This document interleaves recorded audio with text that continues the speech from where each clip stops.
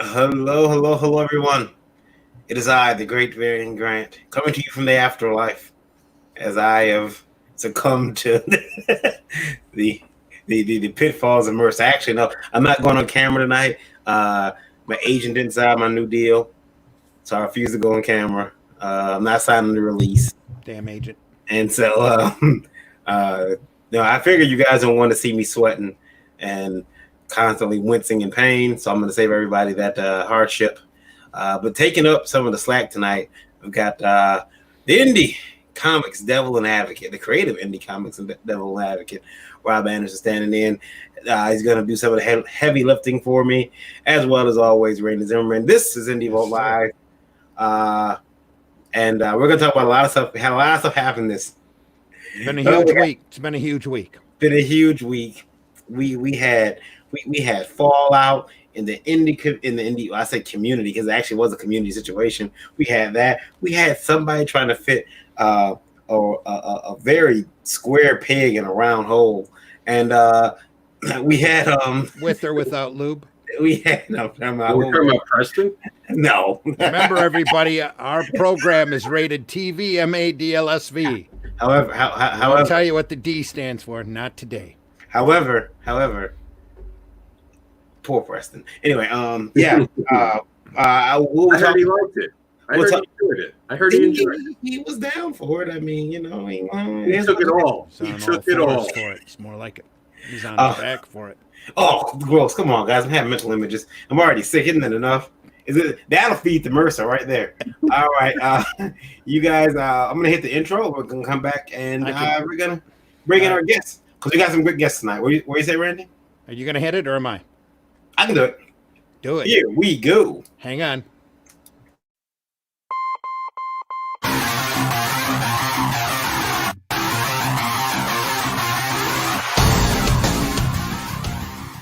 Yay! It is all. Suddenly we're all here. Oh Yeah. my goodness. It's the magic of television. It's the magic of television. Hello, everybody. I'm Varian Grant. I am a father, a husband, a geek, a creator, publisher, a reluctant taxpayer, and currently someone who sits on a sofa all day on medication, recovering from the effects of this horrible illness that has been plagued upon me. And I couldn't even get the cool illness that everybody's getting. No, I had to get something rare. You know, everybody else is getting it's like everyone else in the community is getting leprosy. Here I come. Oh, I got malaria. You know what? I want, why couldn't I get some of that sweet? Oh, anyway, point is, we're here another week. I'm still here. I'm hanging in there. No Lola tonight. No Lola. She's actually getting sick, but not from MRSA or anything. She's got she's got a headache, and now she's she's too hot in the house for her. She keeps getting hot and sweating. She's got 2 fans on her. 2 fans. And look, it's a little too early for menopause, but you don't want that flying shoe, buddy. He feels safe because he's already sleeping on the couch. Yeah. He is no longer afraid. I already live here. What are you going to do next?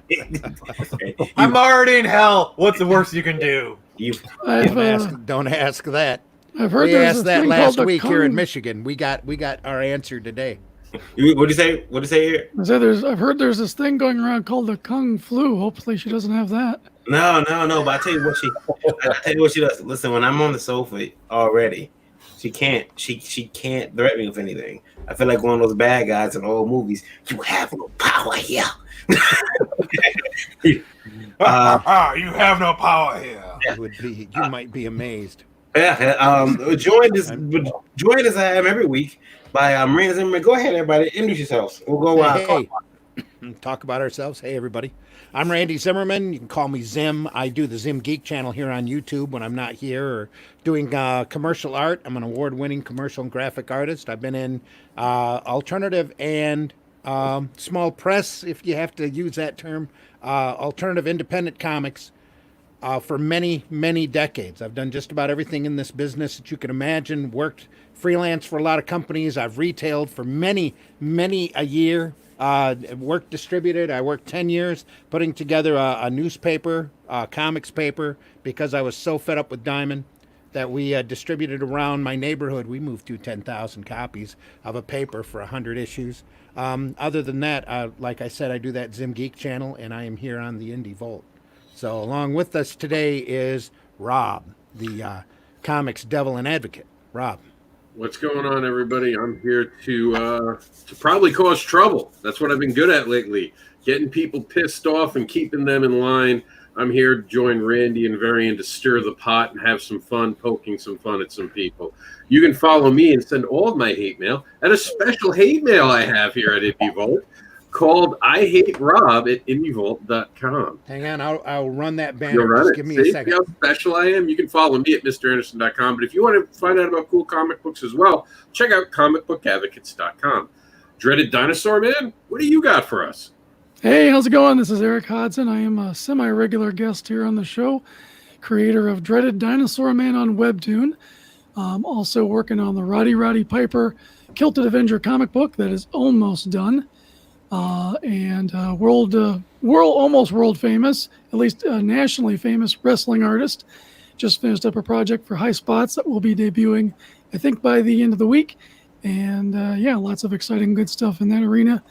Looking forward to baseball coming back and looking forward to getting back in the convention scene and meeting some of you nice people. Hanging out with three of my favorite friends, meeting a couple of nice people, and ready for a good time tonight. I'm not sure. Who's not sure? Somebody's not You sure. turned on my electronic device with that voice of yours, Dreaded Dinosaur Man. All right. How's it going, Alexa? Also with us today is Nicholas Gibson. Nicholas Gibson. Go ahead. I am the curator, purator, and durator of all your rhymes and writing needs. I am the creator of the comic book Project Access, currently on Kickstarter. Check it out. And I also am the owner of the Phoenix Press, the most awesomest upcoming comic book company you will ever see. Bold. I try. Also with us tonight, a new guest. Well, he's been on before. Or he's Been on on before. I have been on before. It's been a while then. He's on since you were on. Well, I came on, I think, 2-3 weeks ago. What Yeah. was it, Varian? You were on Spasm, so. And you came back. You're a brave man. And you actually came back. No, it was There a we go. hard Wow, sell. Varian that was had to not a go good move.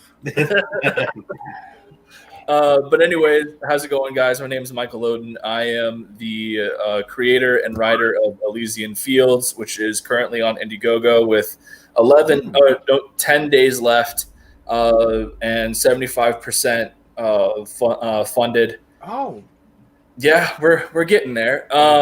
congratulations, by the way. Thanks. This is my second time on the show, as I said, and I'm pretty new to the industry outside of doing some freelance reviews for industry news sites. And now just joining us. Were you done, Moden? Yes, I am. Cool. And now just joining us is Mr. Scott Rosema. Scott, introduce yourself. Hello. Oh, Scott, you got that Scott, mad can you hear scientist us? going on. Love it. Speak up. Take my Who are glass you? off, put it on right. Introduce yourself. All right, Scott Rosema, longtime industry artist, Marvel, DC, Valiant, Space Ghost, Spider-Man, Archie comics, D&D, X-Men, all kinds of stuff. Long The illustrious trail of Scott Rosema. carnage behind me. Now we're going to be rotating everybody in and out of the green room today, so don't take it personal. Oh, no problem. So we can only have I will. six I will. on. I will not do exactly that. You will? So I if you will. I'll take it very unpersonally. Okay, good. Hang on. It looks like those puzzles where you had to kind of shift Technically the squares volunteered. around. Good segue. I won't say he's flipping us off in the green room. He's just being nice. Varian, what's up? Oh, I'm just bringing people in. I will read one question that I had. I don't have a graphic for it because I can't get off the sofa. And it didn't dawn on me. I really could have sent Eric all of my backdrops and told him, "Hey Eric, could you make these questions for me?" Yeah, it's funny. Or you don't want to. It's funny. He only over relies on me when it involves me driving him somewhere. Yeah. Then I'm like, And then anything else, it's like I'm a ghost. Yeah, So, yeah. Randy, Put my gas. so Randy, only Eric knows how to do lettering. Apparently, that's good to know, Varian. Good to Yeah, know. I think both Rob and I could have helped you out with that. Very Just saying, as chop well meat as over Eric. here. I have no idea. You're right about that. That's all right though. I've been swamped with stuff, so it's all good. Guys, question. This is from a gentleman who wishes for them to remain silent. Not silent, but anonymous. But Somebody he has gotten a cease and desist from Marvel about his upcoming indie comic that is currently funded on Indiegogo. Did you see that shocked expression on Scott's face? That's how often Marvel hands out cease and desists anymore. I've never gotten one, and Lord knows I deserve them. So I don't know. He did get a cease and desist. Well, it was from Disney. It wasn't from Marvel. It was from Disney. Well, But it is. you know that what they say. You don't f with the mouse. Oh, God. Oh, no. Apparently not. He wants to know if she take it seriously, and if so, what should he do? I would cease and desist immediately. I would give back all the money. First of all, remember those white gloves that Mickey wears are proctology exam gloves. Oh, That's why you don't want to mess with it. Now, what was the heart of the letter? What was the? It was just that he received a letter. It told him that they had been made aware of his upcoming comic book, and it was very close to a story and characters they have produced or intend to produce.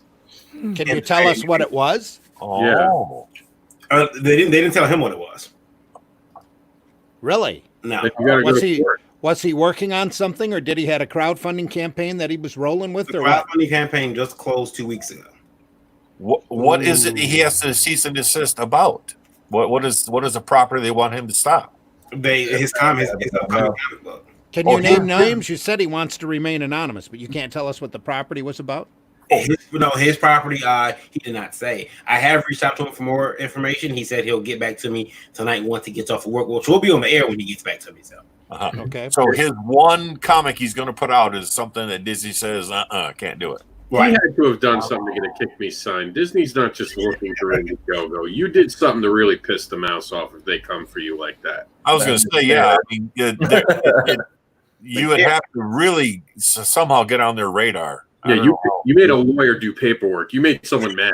Yeah, it's, yeah.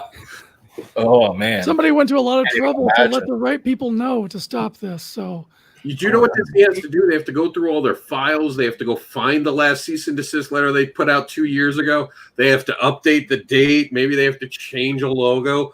You made them do work. Don't screw with them. Go away. Either you really piss them off, Apologize.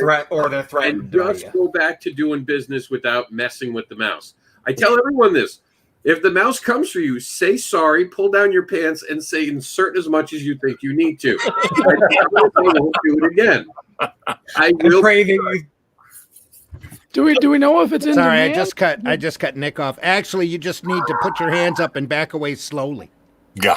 That's what you need to do. And You're protect right, you're yourself right. and just back away. Well, that's what Just he wants to say. know. He wants to know if he should back away. Yes. What is it he needs to do? And You don't have the money to take on Disney. Oh, I was going to say, yeah. I mean, the I mean, do is, even if you're in the right and you've clearly established a copyright for the story Yeah. before they have, you don't have the money to take on Disney. no, you do there's no not way. want to. You do not want to get into a fight with them. They will bury you, and any trace of your body will be lost to history. I will say one Don't thing. even think about it. I will say one thing. If he is in the right, let's just say you're in the right, because we don't know the story. Let's say you're absolutely in the right and they're just trying to block you because you have something very similar. I doubt it.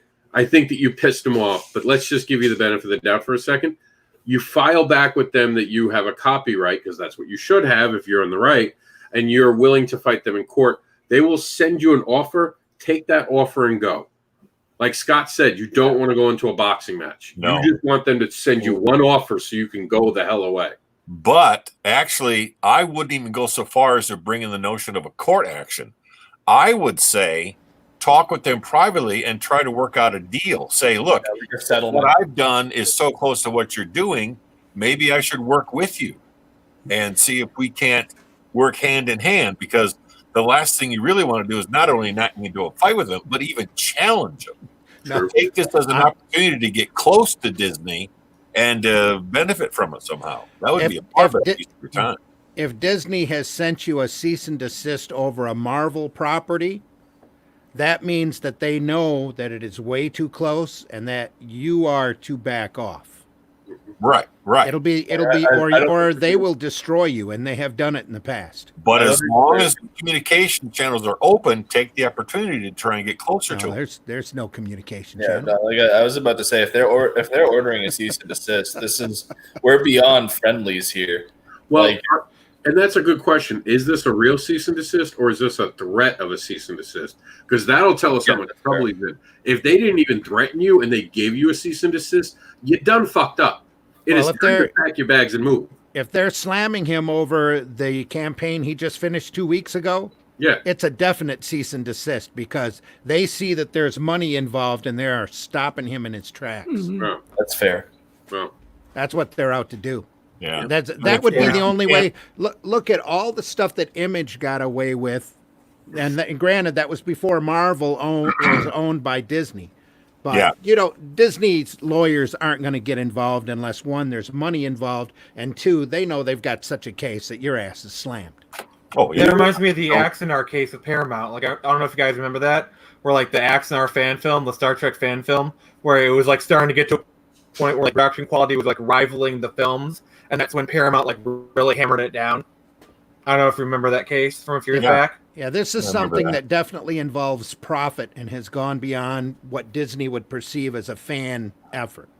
So the campaign must have been huge. That's what I'm saying. Do we know how much they raised? Because imagine this is a $2,000 campaign and they're going after him. I would feel so They wouldn't. that guy. I don't think that's what it is. I think we're probably talking six figure here. One of the top, I would say that there's a good chance that whatever project this guy did, if you looked up like top 25, top 100 campaigns on whichever site that he was hosting it on, his is up there.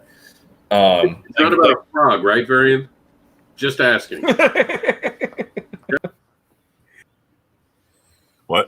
What? I didn't catch that. There were Nani? What is There this? were no One of those frogs. puzzles from We're playing the Dancing Squares game. We're playing Dancing Squares. So there were no frogs involved in this particular situation. No, he actually closed at about. I believe the email said he closed at about 120 something. Oh yeah, that's fine. He's 120 million or 120K? 120K.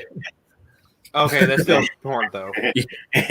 But that's enough. That's enough for the mouse's ears to perk up and say, Yeah. I can read that. It's mine. I want it. And this is Indiegogo? Yeah, he says Indiegogo. He was on that platform first. Mm. So Mickey Mouse put out his pimp glove. Does this put his backers in a bad situation? That's my next question to you guys. I'm gonna dip out and bring Randy back. No, his back. They go, Randy. No, he'll have to refund probably everybody and back off and say there was a cease and desist. I got to stop. Yep, sorry. Probably. That sounds like the right and reasonable thing to do at this point, because there's no way to even really approach them about a settlement if they've sent him a full on cease and desist, as Randy is suggesting, because he's already funded his campaign. It's not like Disney reached out to him while he was while the campaign was going. It was like, look, you need to back. We're offering you an opportunity here, but if you continue to do this, we will hit you with a cease and desist. They waited till after his project was funded and then slammed him down. So dude, you gotta figure out, you gotta take your L here, because the other thing the email had mentioned, it was that he not only did he get the email, but the email told him in the email they were reaching out to the platform, the Indiegogo platform, to have them remove it from their site. But I don't think they could do that because there's money. It's closed, so I don't think they can even do that based upon their. Can they do that based upon their infrastructure as the company? Yeah, there's a reverse button. You deliberately sign up in case of something fraudulent. You're supposed to have a charge card on file, and you're supposed to give all that back. Now, the amount of money you have to ask first off. This 2 weeks ago, did he get the money yet? So if he doesn't have the money, that's a big difference now. So if no money's been changed, Indiegogo will give everything back. But if money's been given, Indiegogo's taking that cut off $100,000. That's a nice cut. So who's going to go for that cut? He's probably still going to have to pay that cut.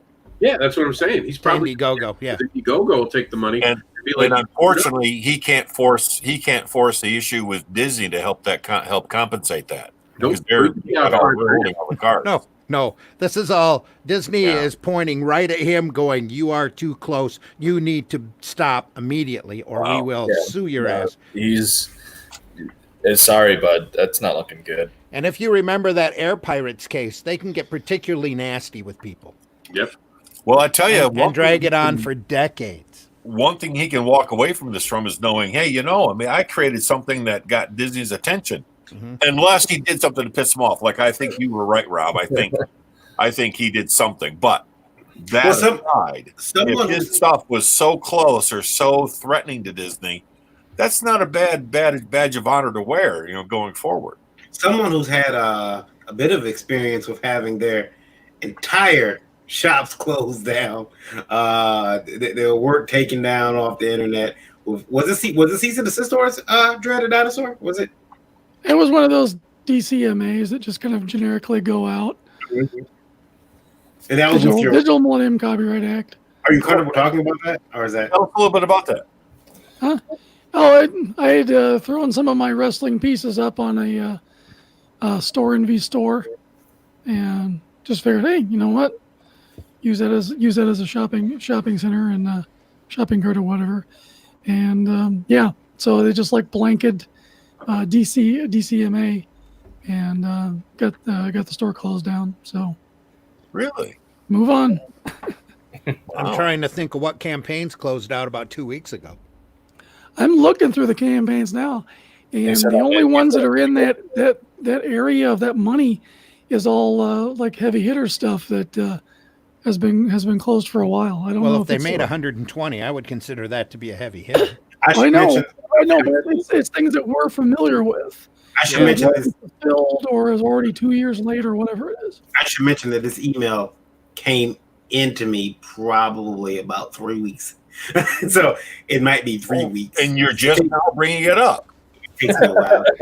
Thanks for keeping well, I'm looking at the campaigns sorted out by how much most funded, and I'm not seeing anything that's sticking out here. I got 120 from the Thanos creator up here. Yeah, the Dreadstar, but I don't think that's Jim Kickstarter. Starlin. That's Jim Starlin. That's his creation. He doesn't have a. Yeah, that's the closest. No, I'm going by the 120 mark. That's the closest thing to 120 you're seeing. If Disney's contesting that in any way, they will be in trouble. Yeah, because Starlin will take them to court. Starlin, I don't think is afraid to do that. He's like, I created Thanos. I snapped things once. I'll snap it again. No, does Starlin have any copyright on Thanos? No, no, I none. don't. Work for hire only. Yeah, I thought so. I know he's got that on Dreadstar, but yeah, I think that's why he's doing it. It's because he has the copyright to it. So, yeah, I don't blame him. Oh, you have more information. It's not Bigfoot Bill, is it? Bigfoot Bill? Yeah, Doug Tenapel's book. Tenable would go to. It wouldn't be Battle Brick Road. That's still under. That's still active. That just started.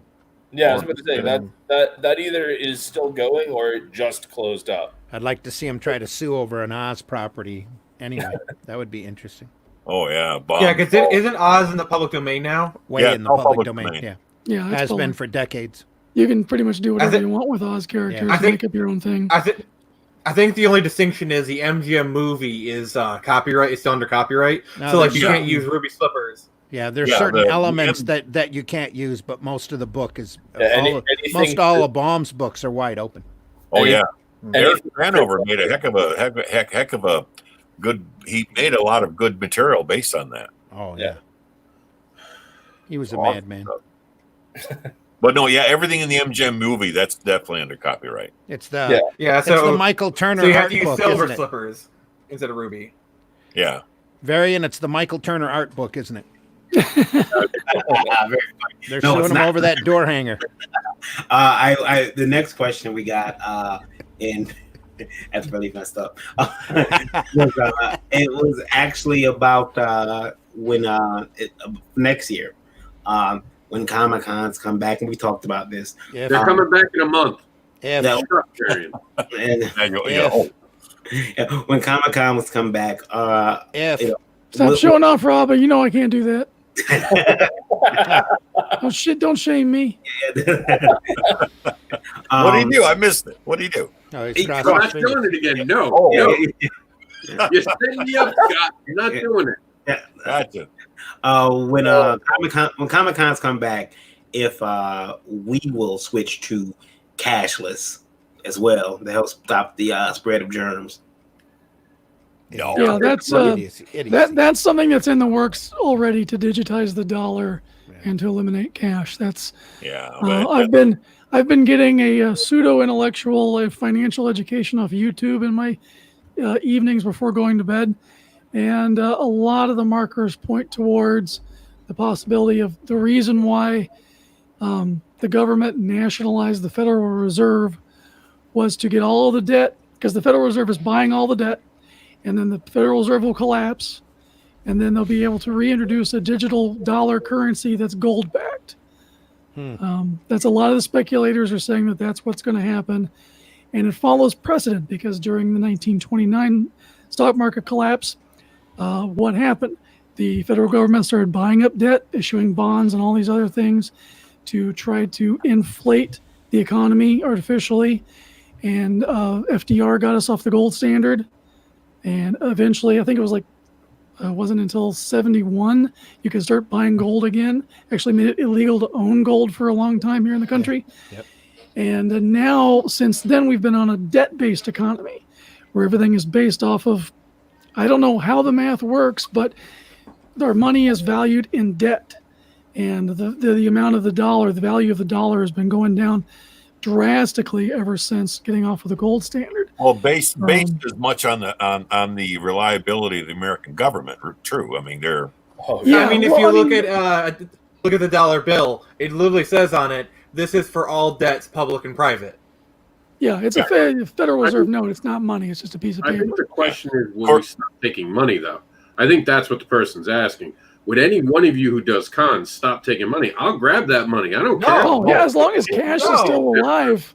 Yeah. yeah. Like, I mean, I haven't been to a convention as a creator yet, but like, whatever's most convenient for my consumer base is what I'm going to do. Sure. Well, I mean, every so often there's talk of the gold standard being reinstated, just Yeah. because there's so much gold collecting out there that everybody who has a gold stash wants very much for the gold standard to be in. Well, the central banks have been buying it up by the metric ton in every country for the last 2-3 years.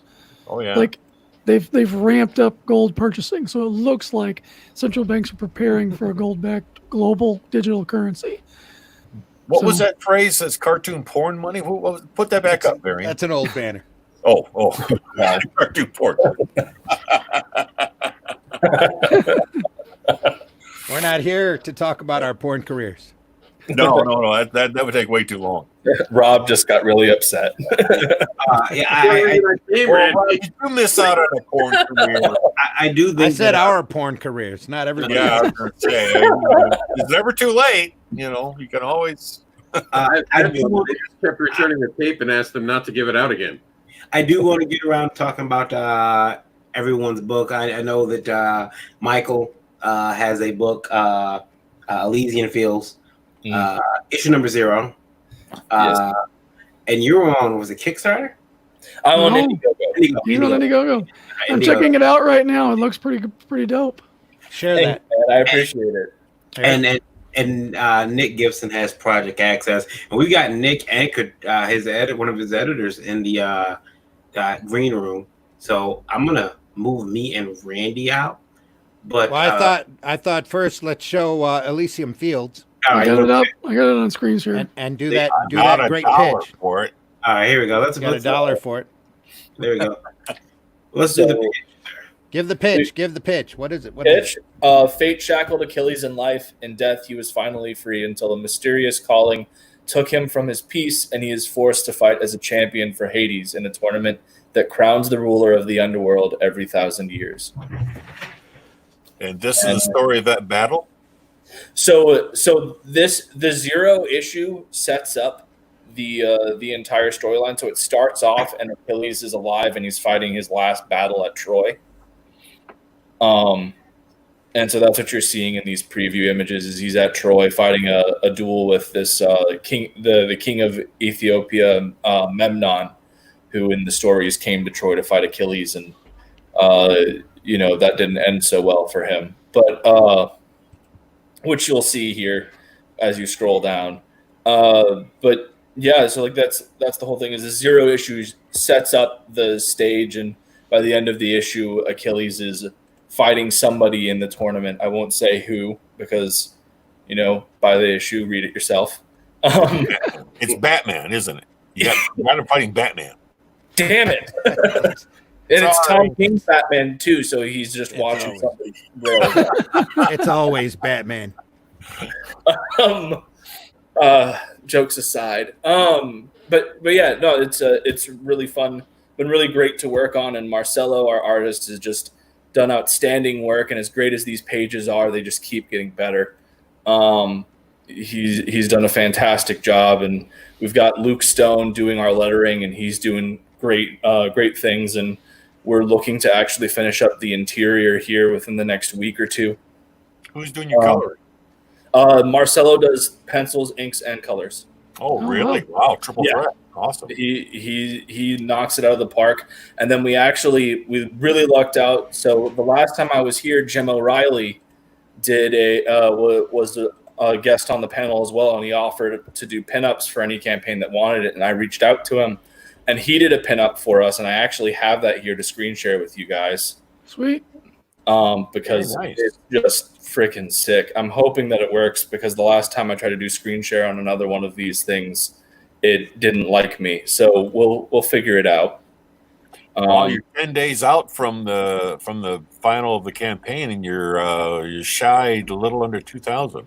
You still have your extension, right? You can still do an extra 30 days if you need it. No, I did the full 60, but we've been getting a lot of momentum back, and I did initially my flex goal was at 10K, but somebody pointed out that I could actually contact Indiegogo and do a one-time change of my flex goal.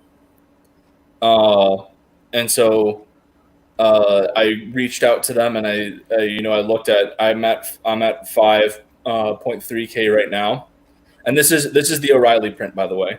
Oh, nice. This is the print that any deluxe backer of the book will be getting this. Now, so I have some questions for you. Yeah. Before I move on and say to Rob that that's a kick-ass mask, but it's creepy. So I want to stop. Now, with the Elysian Fields, you're publishing yourself, right? Yes. This is also the establishment of my own publishing imprint, Nine Realms Publishing. Okay. What are your plans for distribution? So distribution will be direct to consumer, and then we have 4 stores that are interested in carrying. Okay. Well, actually, let me rephrase that. I meant actually more promotion / distribution. How do you plan to get the word out about it? So I've literally been doing anything and everything possible. I've boosted my Twitter presence by a lot. And when I started this, I had, I think, maybe 2 or 3 people on my Twitter. I now have over 230. I've been doing talk shows with, Rob has had me on a whole bunch of things, from Kickstarter Pause to his on-con panels, and those have been a blast. And I've gotten to talk to a whole bunch of different people. Have you been able to keep track of how many followers you're gaining, or is it just kind of a? It honestly fluctuates. Right now, we're having a lot more people come in and do stuff. I've gotten over the past like 3 or 4 days, we've made over like $500. Good. So, Well, it looks good. yeah, I really appreciate that, especially coming from a seasoned vet from the main line that's gone indie. I'm honored. Seasoned is another word for old. Is that from Varian? Did you say that? I did. I didn't. I promise that I did not mean that as an insult whatsoever. Oh, they're both blushing for different reasons. Rob, now careful with your finger. The other day, You know what happened last time? we had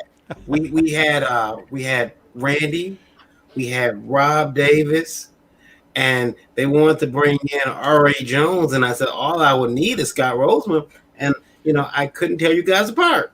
We all look alike. I know. We all look. You all look like angry Goldbergs. Listen here, brother. Oh my gosh, that is an excellent idea told for a you. show. The Angry Goldbergs. Angry Goldbergs. And next time, and I'm gonna. Let me bring in Hey, you're Goldbergs. Varian, why don't you take Rob and I out and bring Nick and Katrina in to talk about Nick's book? Okay, all right, I'll do that right now. Then I'll bring everybody back to talk about it. All right, here we go. I'm going to take you and Rob out. Let me in. Too much space. And I will bring in. I want in. To talk about Project Act. Now, can you share that, Nick? Do you know how to share it? So I can, because I'm not on my computer, so I can't bring it up. I can look for it. It's on Kickstarter. It's on Kickstarter. All right. Project Access. Project Access. If you want, I can share the link in private chat. Yeah, sure. Let me share the link in private chat. And you have Katrina doing the editing work for you. So, Hey, Katrina, how we doing? I'm good. How you doing, Scott? Good. Yes, Katrina is I the very fabulous editor that I would love to. I was cleaning out my studio and actually found one of your business cards, Scott. Oh, what's the address on it? You know what? I don't remember, but it's an older one. Okay. Well, keep Yeah, it. It'll make a good level for the next coffee table you're at. Fold it 4 times. Perfect. and does it have if it has Scott's picture on it, you can tell exactly how old it is.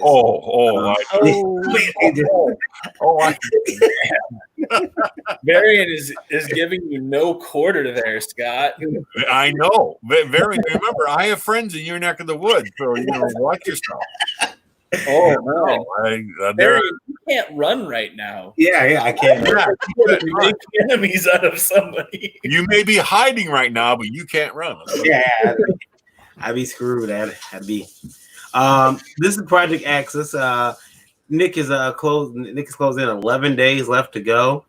Was it 825? 825. Yeah, looks like you're well on your way. Yeah, 825. Was it $1,000 goal? Yeah. 11 days. I have about $175. Wow. So tell us, you and Katrina, tell us a little bit about Project Access, and then Katrina will tell us about the nightmares of editing you. Oh, Katrina's awesome. I'll start with that. So Project Access is a sci-fi spy thriller kind of story. It's like heavily based off of stories such as The Bourne Identity and whatnot. It's basically about a guy who wakes up in the middle of the desert, no clue who or what he is. He's pursued by this corporation and whatnot. The first issue is very much a stage setting book where it like poses all the questions that'll be answered and whatnot. And if you want to know the full story, read the book.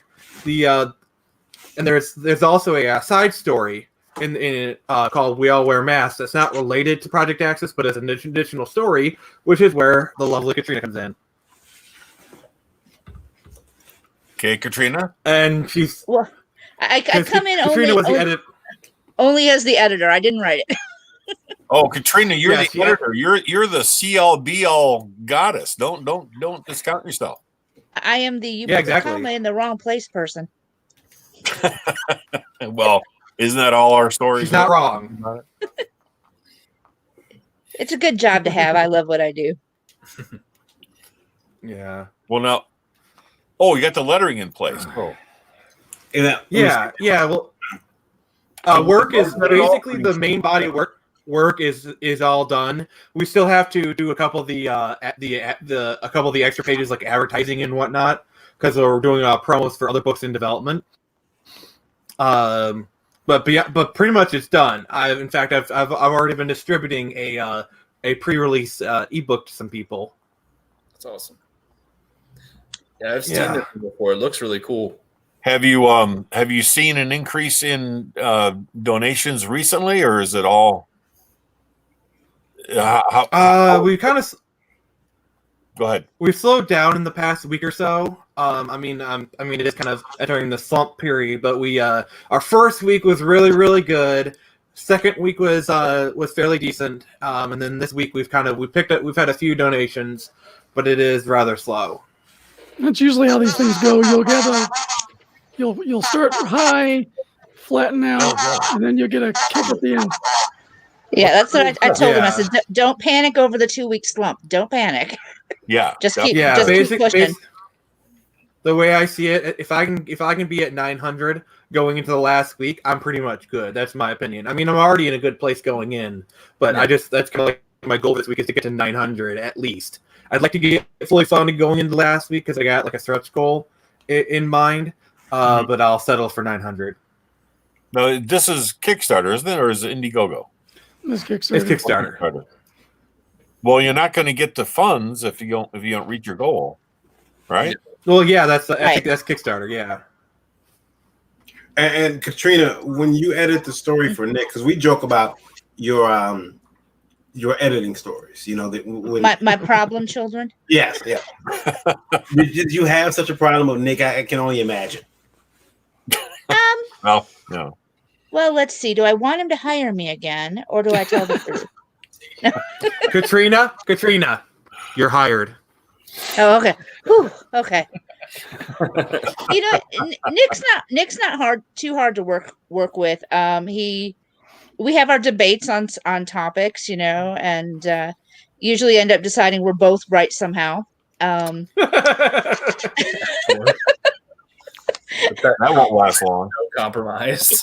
When an unstoppable force meets another unstoppable force. Yeah, I pretty much end up going, well, it's your book. If you insist. Katrina, when you're editing a property or book, do you edit mainly for grammar and story, or do you also edit for visual presentation and work? It depends on what they bring me in for.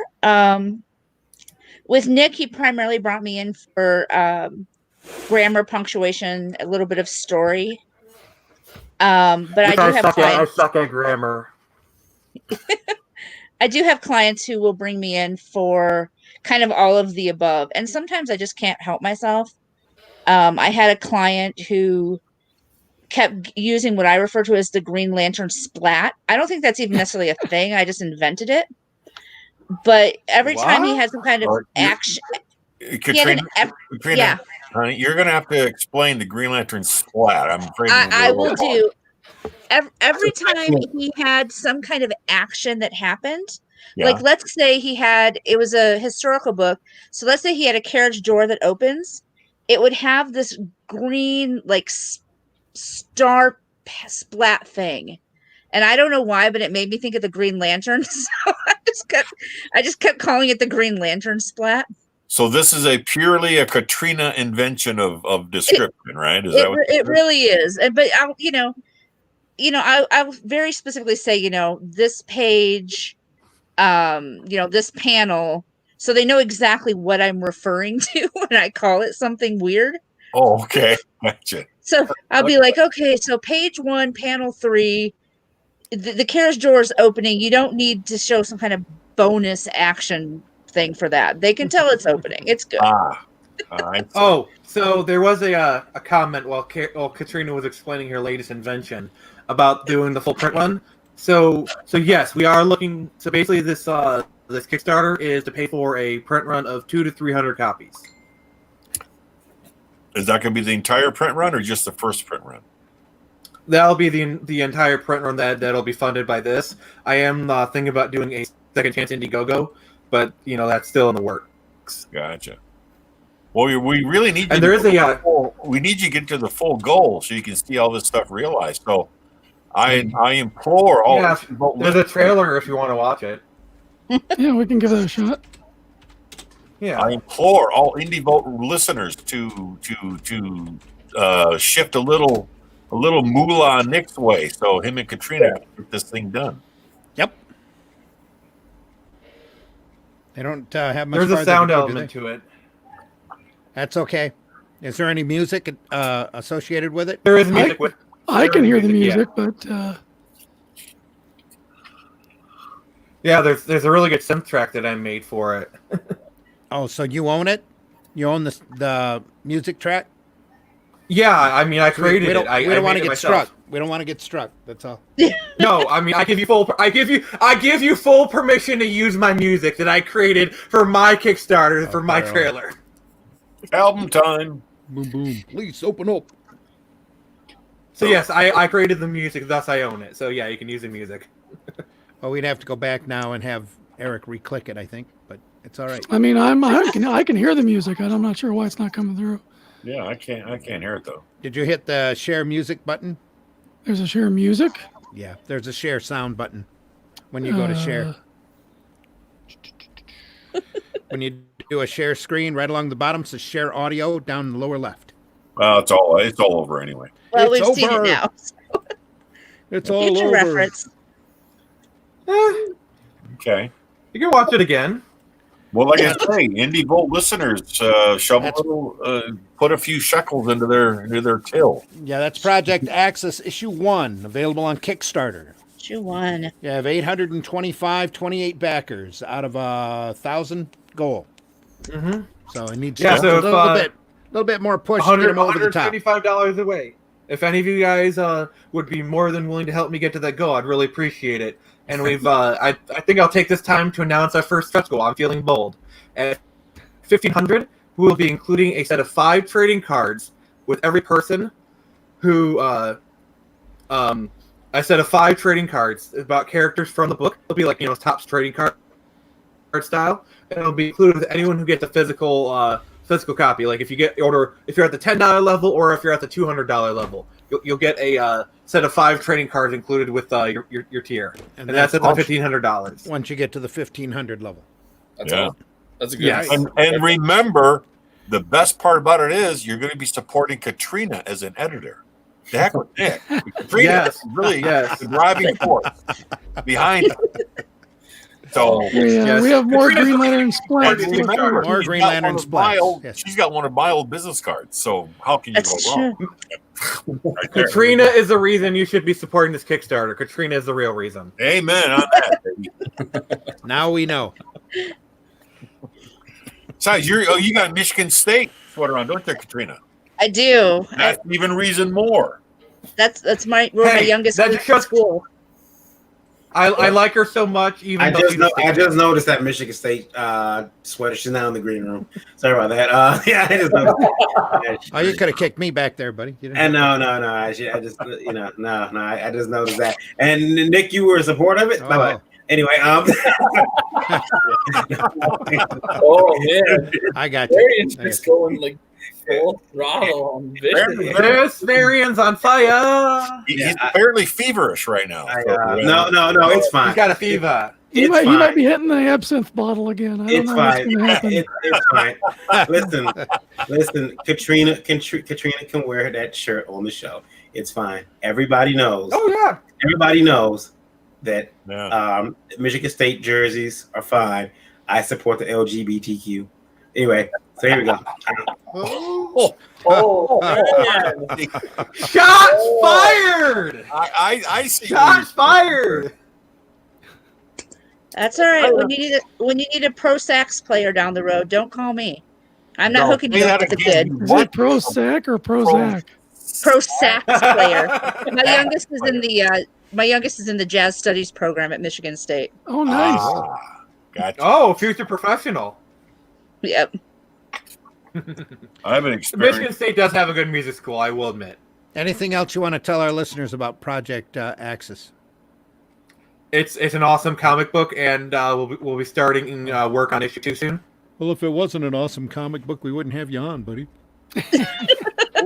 Exactly. It's that simple. That's stuck up. And again, that's Project Axis. That's available on Kickstarter. You want to look that up? And really appreciate it. Take a look through. And I may or may not have another comic book in development at this time that I cannot announce. Busy guy. Then you just announced it, buddy. Yeah, that was a terrible I'm not announcing announcement. So is it a little bit too on the nose? I have a small bucket list, but you don't see me bringing my bucket up yet, do you? It's a chum bucket, isn't it? It is. That's where Variant's at now. He said using his chum bucket. So just don't kick it yet, Randy. You still have more left to do. No, I'm not kicking that bucket yet. There's two. So are we large ready to lists. move into the top stories? Are we going to see Randy recreate the Sheriff Brody scene from Jaws? Is that what we're going to see? No. Nobody else to do this shit. He's going to need a bigger hat. It'd be more like the Rob Schneider part where he backs up and goes, "We're going to need a bigger boat." We are. Randy, let's talk about that. Top stories. Eric, I'll let you lead. Top stories of the week. Yeah, which one do we want to start with? The elephant in the room or the other elephant in the room? Hey, I don't like that. I resemble that remark. Yeah. There's an elephant in the room. I know a big guy, but that's going too far. Okay, so the diamond comeback. Yeah. Oh God. I don't know what to say because I don't know how well this is going to work out because they've really hosed a lot of local comic shops. And I saw something. A good word. Well, I saw something interesting on Twitter today from our good friend Peter Samiti, starting up in July. So, Alterna distribution is looks like it's got a green light. So it's going to be an interesting beginning of the summer. Yeah, So it's something gonna... he's wanted to do for a while, and he decided to go ahead and do it once Diamond shut down. He'd been screwed the last couple of months on his solicitations to Diamond anyway. They keep messing around with his solicitations, so he said, forget it, I'll just do it myself.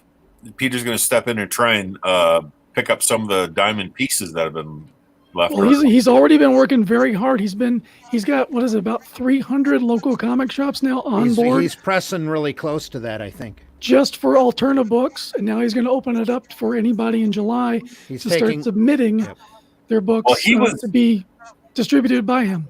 He was already doing that some months back, wasn't he? He was already opening it up. He was talking about doing it, but he had gone through and done it. Once the Diamond problem started, when Diamond refused to start taking on product, he just pulled out of Diamond altogether and said, forget this. I'll just do it myself. I don't blame him. No, you can't. No, you can't blame him. No, it's ridiculous because like Diamond's like, oh, we're having a comeback, but like if you look at the interviews with their what was it, the CFO or CEO of Diamond, they're not even apologetic. No, we're like well, actually, we're a collector brand.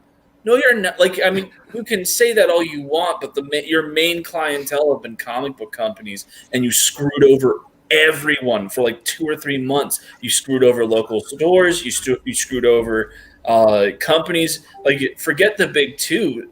Every indie brand out there, like every other brand out there, was also in Diamond distributions.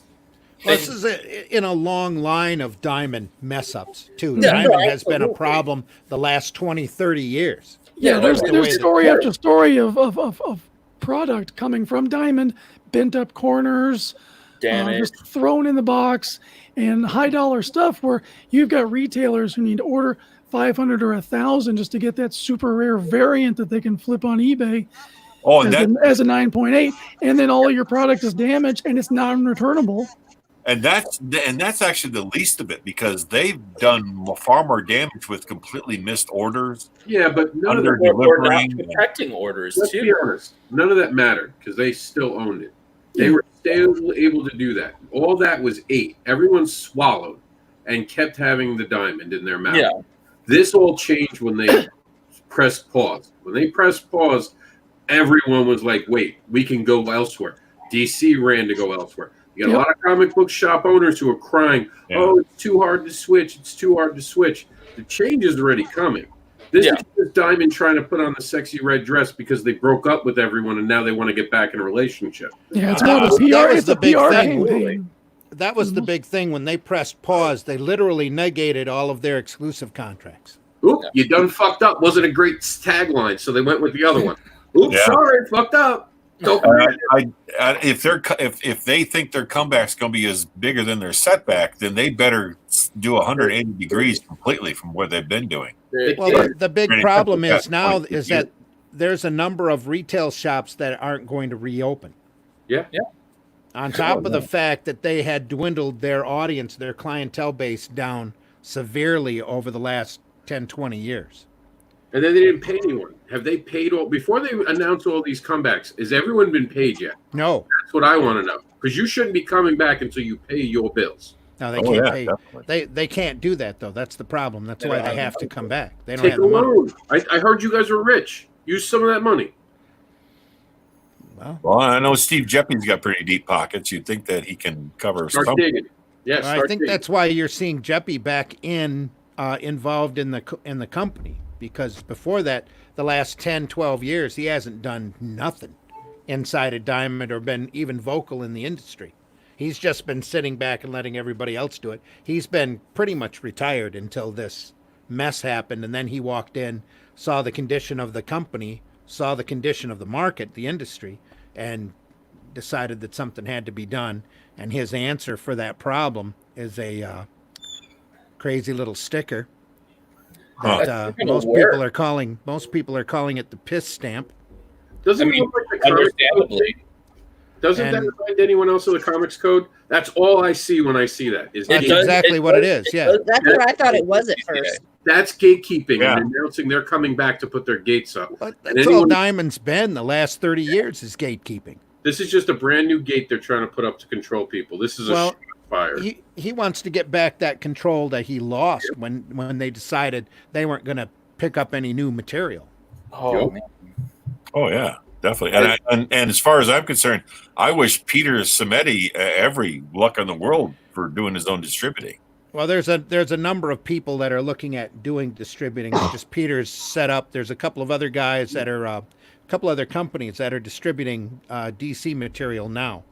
Isn't Marvel looking at and Diamond's picking them back Marvel, up again I think, too. still with Diamond right now. What's that? Marvel hasn't said nothing. Yeah. I think Marvel is still technically with Diamond right now. They haven't made any forward movement or anything like that. Was it DC? Was it DC that was going to look at two DC different? has jumped, DC has two distributors. They have an East Coast and a West Coast distributor, I think is the idea. Correct me if I'm wrong, Randy. No, I think you're right. But like they have what's the big store up in New York that like everybody knows? Midtown Comics. Midtown is taking care of Eastern distribution, and I'm blanking on the second company that's taking care of like Midwest to West Coast. But Scott, they're using bubble wrap. They're using bubble wrap to send the books out now. Yeah.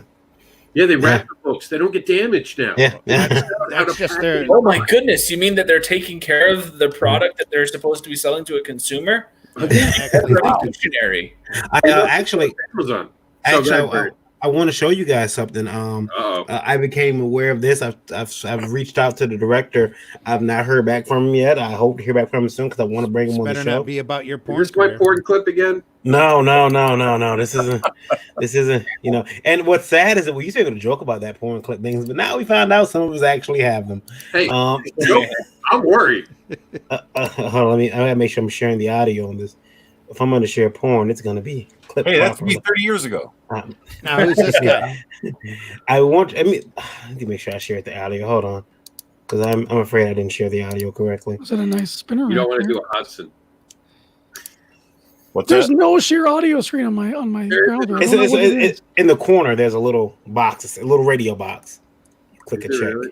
I'm gonna look now. I don't see it either. I'm with Eric. When you click share audio, when you click share, I don't wear There's a little box down in your lower left corner that says share audio. but I don't wear headphones, so that might be why. No, it shouldn't be.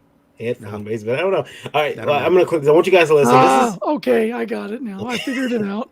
The pop-up screen that comes up, that's where it is. All right. All right, here we go.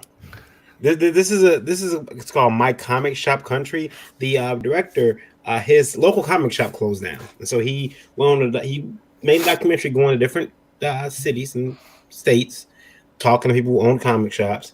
But I want you guys to see it. Watch about what a minute is. Try not to groan. There are some people in it that we might not like. Oh, no, it's a jerk. It's a jerk, isn't it? Here we go. And then this is what they say a comic book story is like. Okay, all right.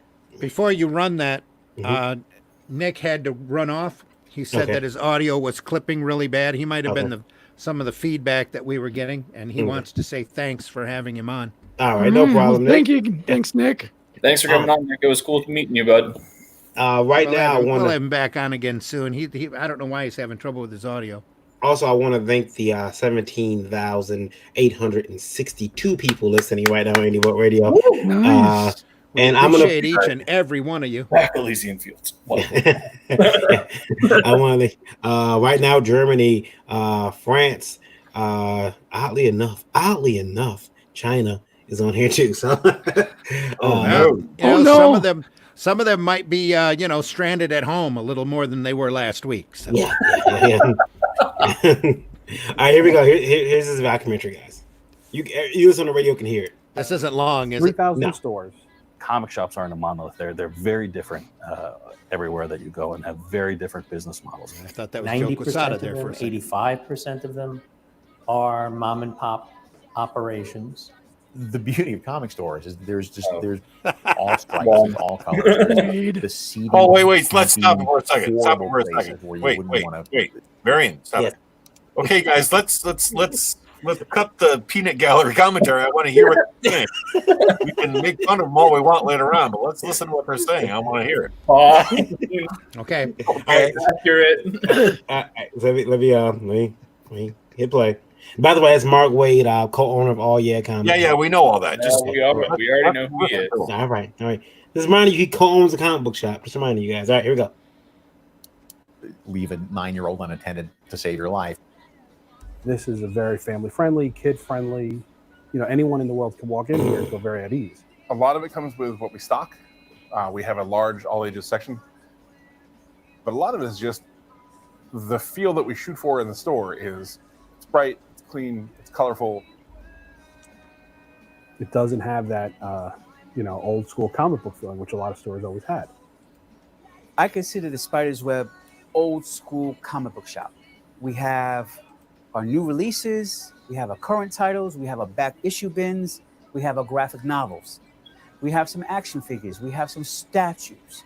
What sets the old school stores apart from the new stores is we're more involved with the old back issues. Some of them are a little more like a boys club. This is very much an old school comic shop. It's the closest you can get to stepping into a comic shop back in the day. And there's the really nice upscale curated stores that serve more of a bookstore crowd almost. Curated makes us sound smarter than we are. We're just trying to stock the things that we think are going to sell. Putting comics in conversation, specifically the "and" conversation in the name, is saying you can talk about all those nerdy things that you love here with us. Every comic shop has got its own thing. So, that I've been watching that documentary, and I reached out to the director because I definitely want to have him on the show.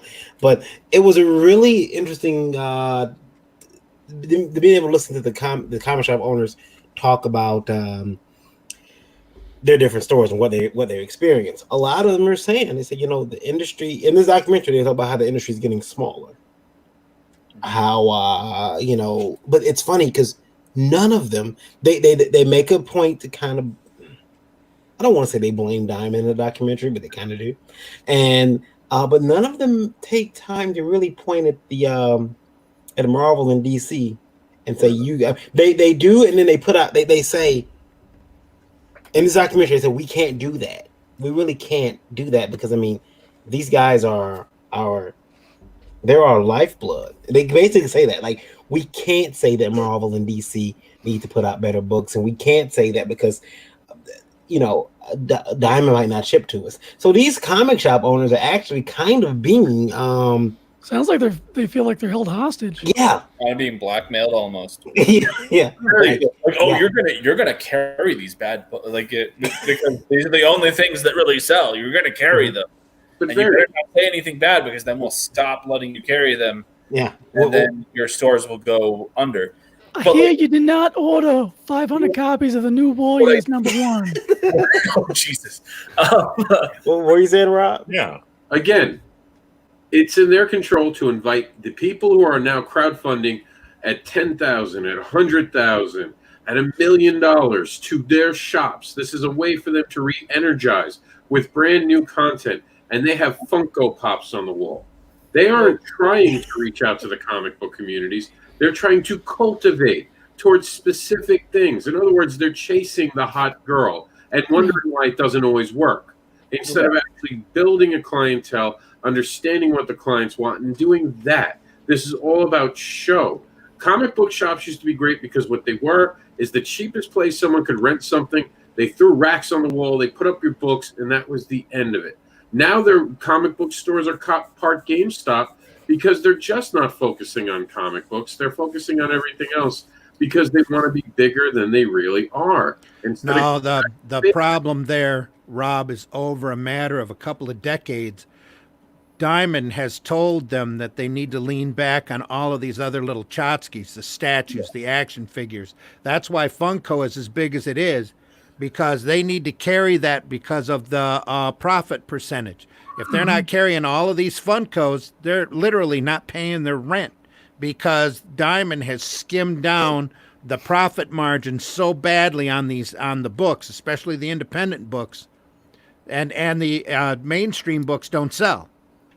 That the retailers literally have to go out and find other things that are like this, but at a higher profit margin, like games, magic cards, Funko Pops, in order to try to just make their rent and their next week diamond bill, because they ain't doing it off of Marvel and DC anymore. The sad story about the Funko Pops is that they were a problem before everybody started kung fu fighting. With the Funko Pops, it was becoming such a massive oversaturation in the market. Yeah. And, you can't go to a Comic-Con without tripping over a dealer with a Funko Pop stand. And well, they've had to rely on them to bring in the income, but now it's like this overwhelming behemoth that most of them don't know what to do because they're starting to not move those. 5 years ago, it was statues. Yep. 10 years ago, it was action figures. Between that, you had magic cards. Before that, it was non-sports cards. Well, you had all of this other stuff that wasn't comics in order to try to make these comic stores just break even. Well, them carrying comics was almost incidental. Well, that's the thing is the comic book stores that I've seen that are actually going to be pulling through this and not be completely crippled are places that primarily carry back issues. Yep. Like they might have like a statue here or there because, like, don't get me wrong, the statues and the action figures, they're cool. They're great collector things, and I don't think anybody would argue that it's fun to see them in your store. But like when you have entire sections of your store, like, this is where you can get statues. This is where you can get toys. This is where you're not Toys R Us, man. Yep. And again, this isn't your market. Like your market is actually the books. Even Toys R Us ain't Toys R Us anymore. I'm gonna show you guys one more part. I'm gonna start playing. I'm gonna bring Katrina in. Let you guys discuss it real quick.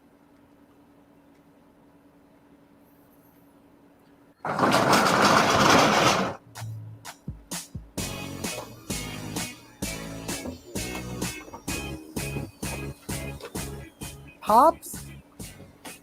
Pops? No pops. No. We don't do any of that junk. I had pops 2 years and I never had the right ones. Some comic shops, the comics are almost marginalized. Yep. You've got, and this is not to criticize any other store, you've got a wall of pop vinyls. Yeah, so we probably at any given time have like around 1,000 different pops in stock. Jesus. We started by focusing on gaming. We kind of fell into the pops. It was something we liked, and we went with it, and we ended up kind of blowing up with it. Like I got ones that I care about. I'm not collecting pops. It's a lot. It's the new Beanie Babies. It's plastic Beanie Babies.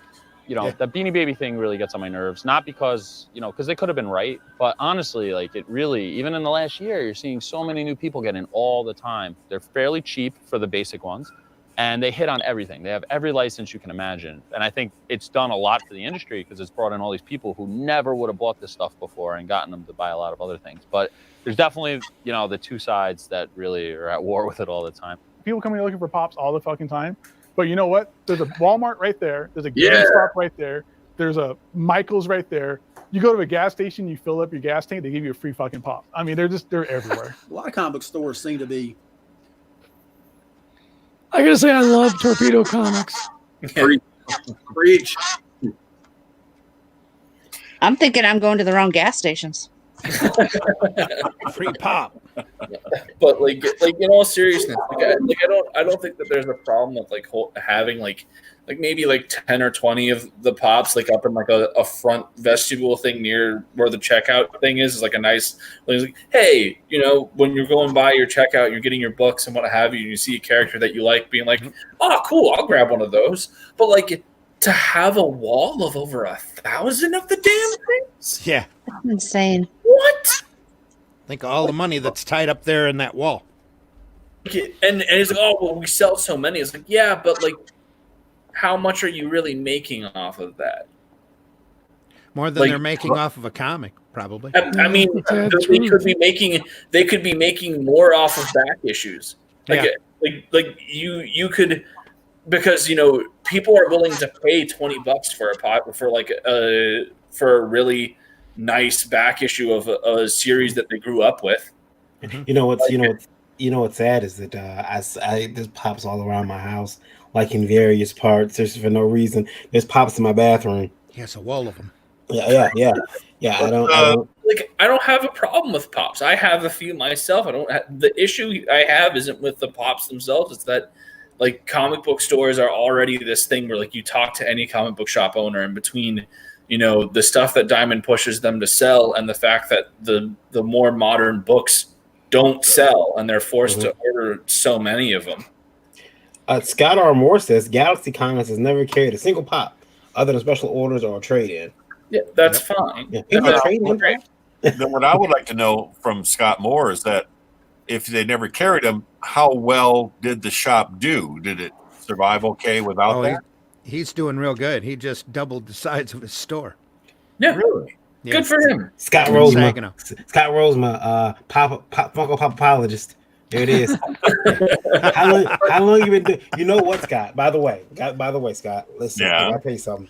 I need to tell you this. I've started an ugly rumor that I'm pretty sure is gonna come back to bite everybody very soon regarding you. At least it's gonna come back to bite you, not so much me. I'm gonna look at it.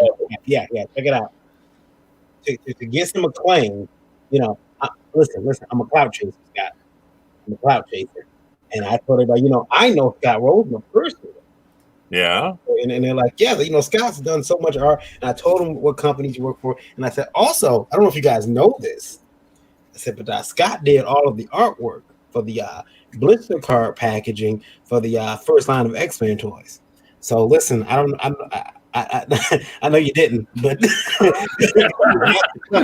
that the rumor he's starting on me? Yeah. So when people are coming up to you, asking you to sign blister packs of Toy Biz action figures, just sign the damn thing. Just sign them.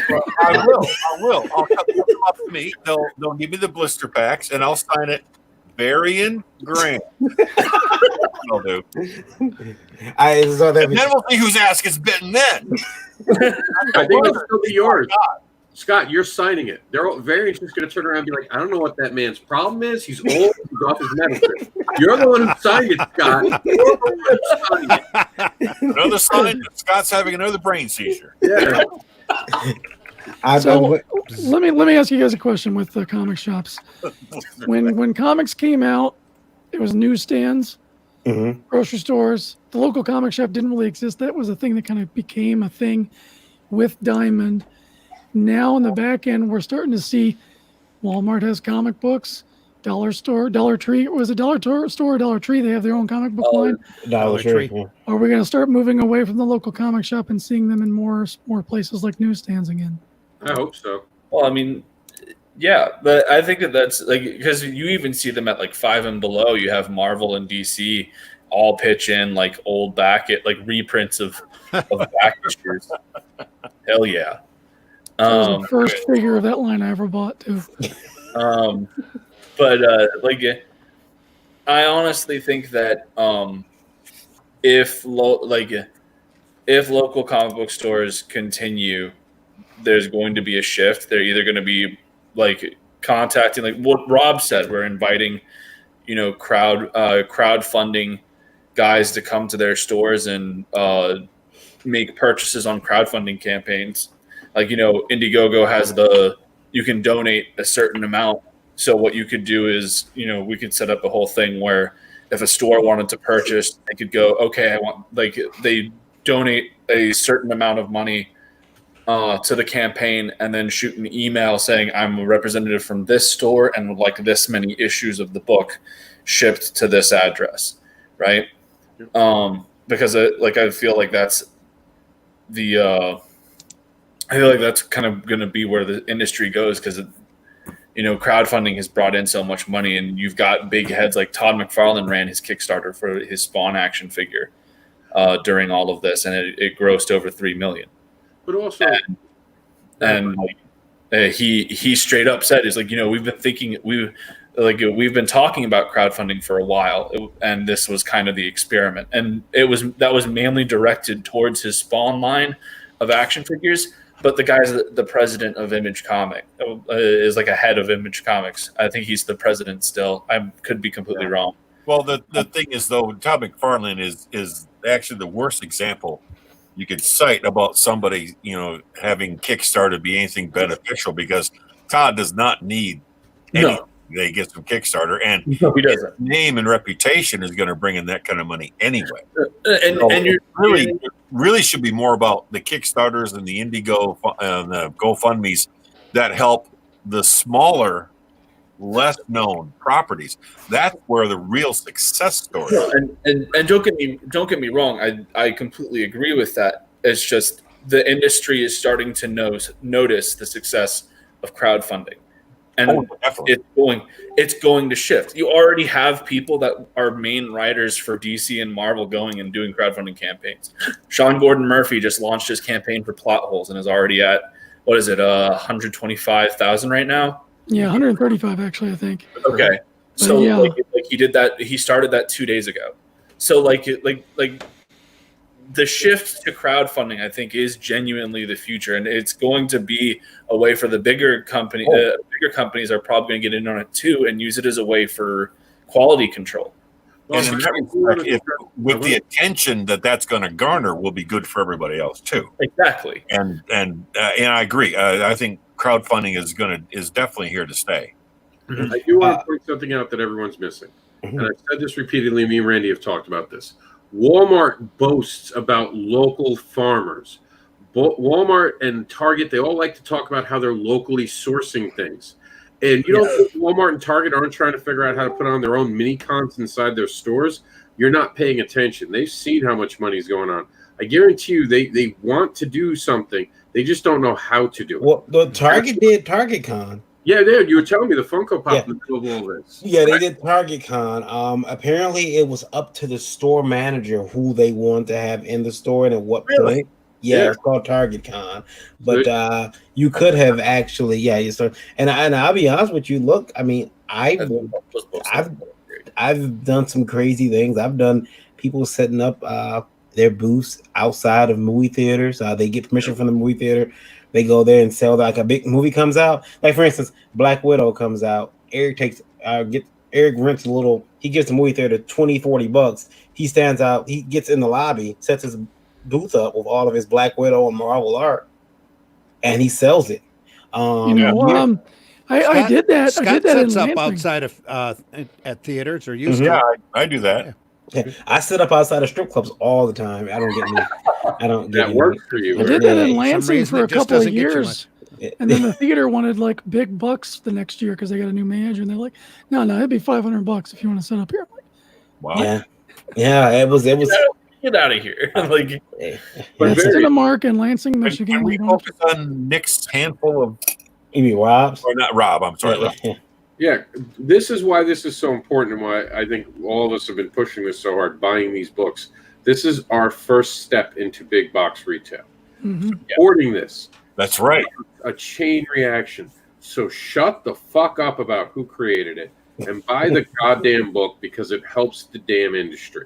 And if you really want to be part of the industry, this is a moment. I don't care if Dirk Manning wrote these books. I don't care if Marcel Dupree wrote these books. I don't care who wrote it. It could be a Cyber Frog. It could be something from Mark Waid. It needs to be bought because that helps all of us. Take your thumb out of your ass, stop being a child, and really support the industry and show that you support everything. I think we can all agree with Rob's sentiment there because it is really important. Yeah, to and be supporting like, the Britweisers in their endeavor. Rob, I am very taken aback by your harsh language. Have you met Rob? Have you just met him? Yeah. Really? I did want to move into the other elephant in the room. Dreaded Dinosaur. I'm gonna let you handle this one. And me again? Okay. Yeah, unless Randy wants to. Randy, would you like to? What are you talking about, Preston?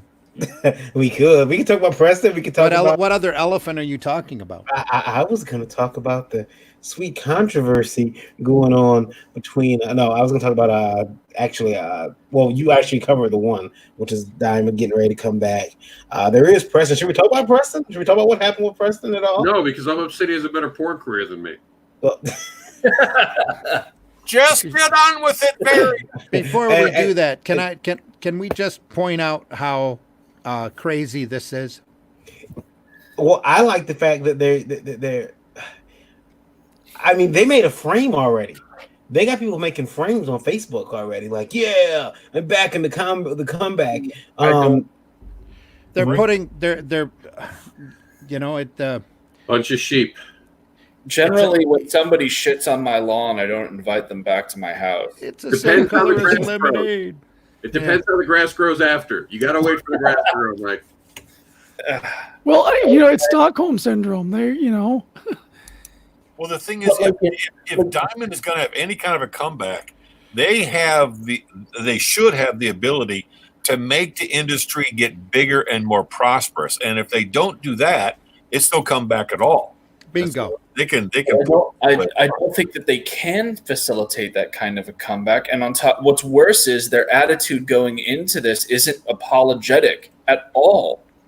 They like too big to fail. Stores across the board were like grasping for dear life during all of this. Like, I know that the local store near me was like, yeah, man, we have maybe 2 weeks of payroll. Like, the comic shops were grasping for dear life before this happened. Yeah, absolutely. But like then you have Diamond do this, and then they come back without a single apology, without being like, hey guys, we're really sorry about the spot we put you in. We're revitalizing the brand, and we're aiming to really bring something new to you guys to really help out and make it better. No, they've been like, well, actually, comics have never been our focus anyway. We're a collector brand, and just based off of that alone, this isn't gonna do shit. This is just them putting a nice fancy sticker on something to try and inflate their self-importance, and it's going to just be bad. There's a reason why the companies are already starting to look for other distributors. Except that, but here's the thing though. Let's not any of us hold our breath to get any kind of apology. That's not going to happen. But the important thing is they've got to put their money where their mouth is. If they're going to have this sticker and all this other kind of baloney they're going to put out there, well, they're going to have to prove it in their actions. And if they don't, it's not a comeback. and it's not going to help anybody.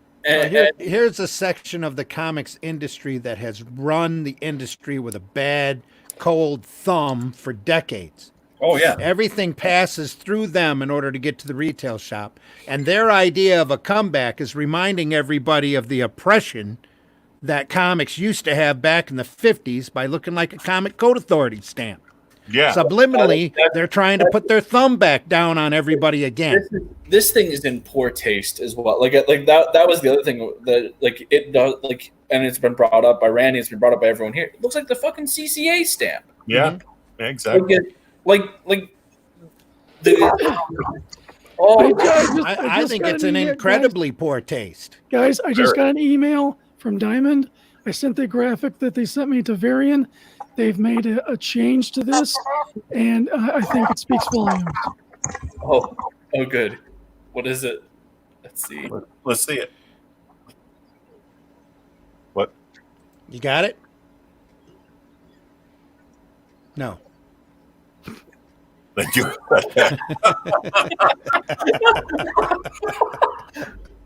Yeah. Oh, no. I mean, okay. That's probably as accurate as you're going to see. Yep. But like that's my whole thing is that we speak about action speaking to this is their first action, and their first action is to make a logo that actively feels like the closest thing to First Amendment speech being restricted in the industry ever. Yeah. Like let's go on to what Scott Moore here is saying. Randy, you want to read that out? What are these stores supposed to do with comics while every state was under stay-at-home orders? 80% plus of stores were not allowed to even be open. We need to invent something called the internet, which allows us not to have to just focus on brick and mortar.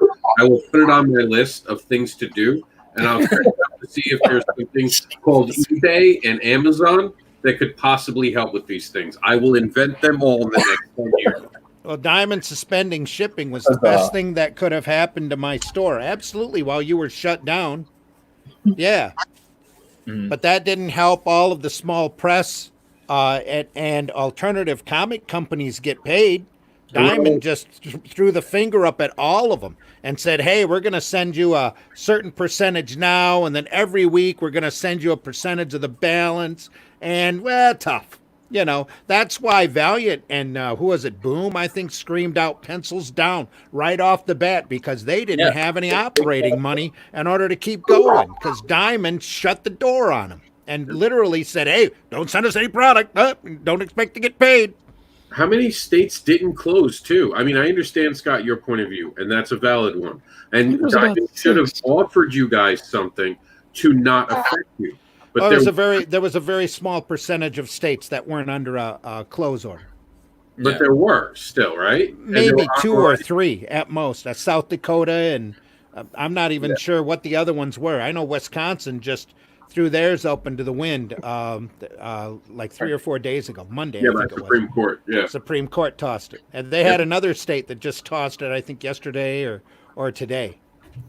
So, because all of these governors are overreaching. They just did a desperate, hey, stay at home, just like Valiant did, screaming out pencils down. Don't nobody do nothing. Everybody stay in one place. Holy crap. And we're happy that Scott did well by that helping him. If for anyone who could help. But this is a bigger industry problem just than the comic book shops. Again, there should have been different ways to do this, is I think the point we're trying to make. And I think it was interesting that Diamond took the first opportunity they could to literally stifle the industry. Yep. As soon as there were a couple of stay-at-home orders, even before Michigan went under, they stopped. My question to Scott would be, is your door open to other distributors? Wait, he's got an answer. Scott says, I mean, I can be sarcastic too, but shifting thousands of dollars in sales per month to the internet in a week when you don't have that infrastructure set up already isn't realistic for a lot of stores. But it's adapt or die. That's world. That's the real world that we live in right now. All of us creators, Scott, you're getting to open. We still don't have cons. We're looking at a year where we might not have any cons. You're talking to the group that has been affected greatly by this in a way that I don't even think comic book shop owners understand, because a lot of us couldn't go out and get loans. A lot of us couldn't get any assistance. There was no unemployment check for a lot of us creators. We just didn't qualify. So I think you don't understand the effect it has on our industry, and all of us have had to adapt. I'm not trying to be rude. I'm trying to be honest. You either adapt or die in life. That is not my rule. That is the simple rule of living. And what Scott is pointing out, though, is that I would have to wonder for him if he has the infrastructure set up to do online sales. It's not hard, though. You can honestly set it up in about what, Eric? How long would it take you to set up a shop? 2 days? Yeah, but you can't expect somebody just to stop and reset. Well, I know my like good that, buddy, especially if they're in a big business like that. my buddy Paul in Pittsburgh, he set up door-to-door service and online ordering within about a month. Something's going on with your microphone. Yeah. It doesn't seem to be happening all the time. I don't think it's Eric, because I tried muting him before and wasn't getting it. I muted and unmuted myself too, so I don't know whose it is. It seems like when Eric talks, I'm picking up like chatter. Eric, talk now. Talking now. No, Who it's is this? when you bring in. Is it Cat? Yes. Let's find out. Is it Cat? I think so. Yep. Okay, suddenly so- Katrina's back. Yep. Yeah, we're That's picking weird. up a I lot don't of know what it outside would- chatter, Katrina. I don't know what it would be picking up. It's absolutely silent in here. Is your spy network active again? God. No, it's that- picking up this show. You just can never hear. know who's watching. Don't we know it? Someone is out there. There's some sort of outside communication going on. So The aliens. Oh, by the way, Varian, are you still there? it's not the aliens. It's one of those alphabet companies. I am. Varian, I want you to know that I've been digging through my memory, Mm-hmm. and as much as you think you've set me up for a bite in the ass with that blister card rumor, Yeah. I want you to know that I just remembered I actually did do some blister card artwork. Oh, well, shit. There But you go. I only did 2 blister cards. And it's a long story how it happened, but they are out there. Which 2? Come on, man. I'm not saying. That was a long story. We're almost done with it. Four Bush Man is one of them, isn't it? Four Bush Man? No, I wish. No. No. I'm just trying to set Varian up for his ass that gets bit. That would have been a rare chase toy that everybody and their brother would have been after. Yeah. I think I have the artwork in my files and probably the placement order for it. If I find it, I'll dig it up and share it. Hello, Sarah. Hello, Sarah. Scott wants you to know I've been on eBay for 20 plus years, but I don't have an Amazon store like Dennis from Wonderworld. It took him years to set up online presence with tens of thousands of items. Oh, that's Also, Larry asked earlier if Red Rooster had shipped yet. It has not. They are on the downside of making sure that it's basically in the sew up stages. What we call sew up is when we're making sure that all the I's are dotted, T's are crossed, and that the book's going to be complete. There's a sketch card and some other stuff. There have been a lot of people, I will admit, who are upset. They said they should have got their book before before the Red Rooster that's in Walmart got in the store. But they're getting the 64-page version. They're getting the full story where they're serializing it through Walmart. But the big deal with Red Rooster is that the Brightwisers had to go through months of negotiations in order to get that deal together. And folks don't realize how slow the wheels of a large box corporation move, let alone getting them to try a new widget, let alone trying to set up a point of purchase display to go in a specific area. Like Rob keeps saying, they pass these things out to the managers. The managers don't even know what to do with them because they don't bother to read their literature. They just jam it wherever. Yep. Oh, it's a funny book. Put it in the kids section. Yeah, exactly. It's all a matter of re-educating everybody, and it's going to take one step at a time. Put it in between something with Eric, right? They put it and wedged it in a back corner. Let's just kick it in here. It'll be fine. Now, granted, Mitch should have had that book done. Absolutely. I'm not saying that he shouldn't have. And he's probably never going to be able to crowdfund something to that level again because he's so late. Yep. But in the meantime, he's got books in Walmart, man. 3,000 locations. Yeah, I thought that was a pretty darn good achievement. That's a huge accomplishment. Really cool. And if that gets more people reading books, that's awesome. Especially if it takes them into other, into retail shops and that.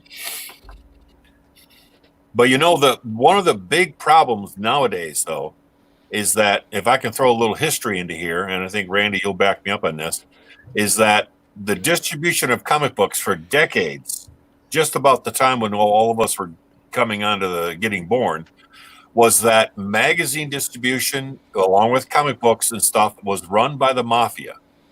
And that was pretty sad to think. But unfortunately, because of that kind of connection, magazines and comic books got prime places in every store that would handle money of any sort. So Absolutely. you had Whoa. You had racks and newsstands in every. Yeah, they were family run, but that's why comics were treated as second class literature since the 50s. Oh, sure.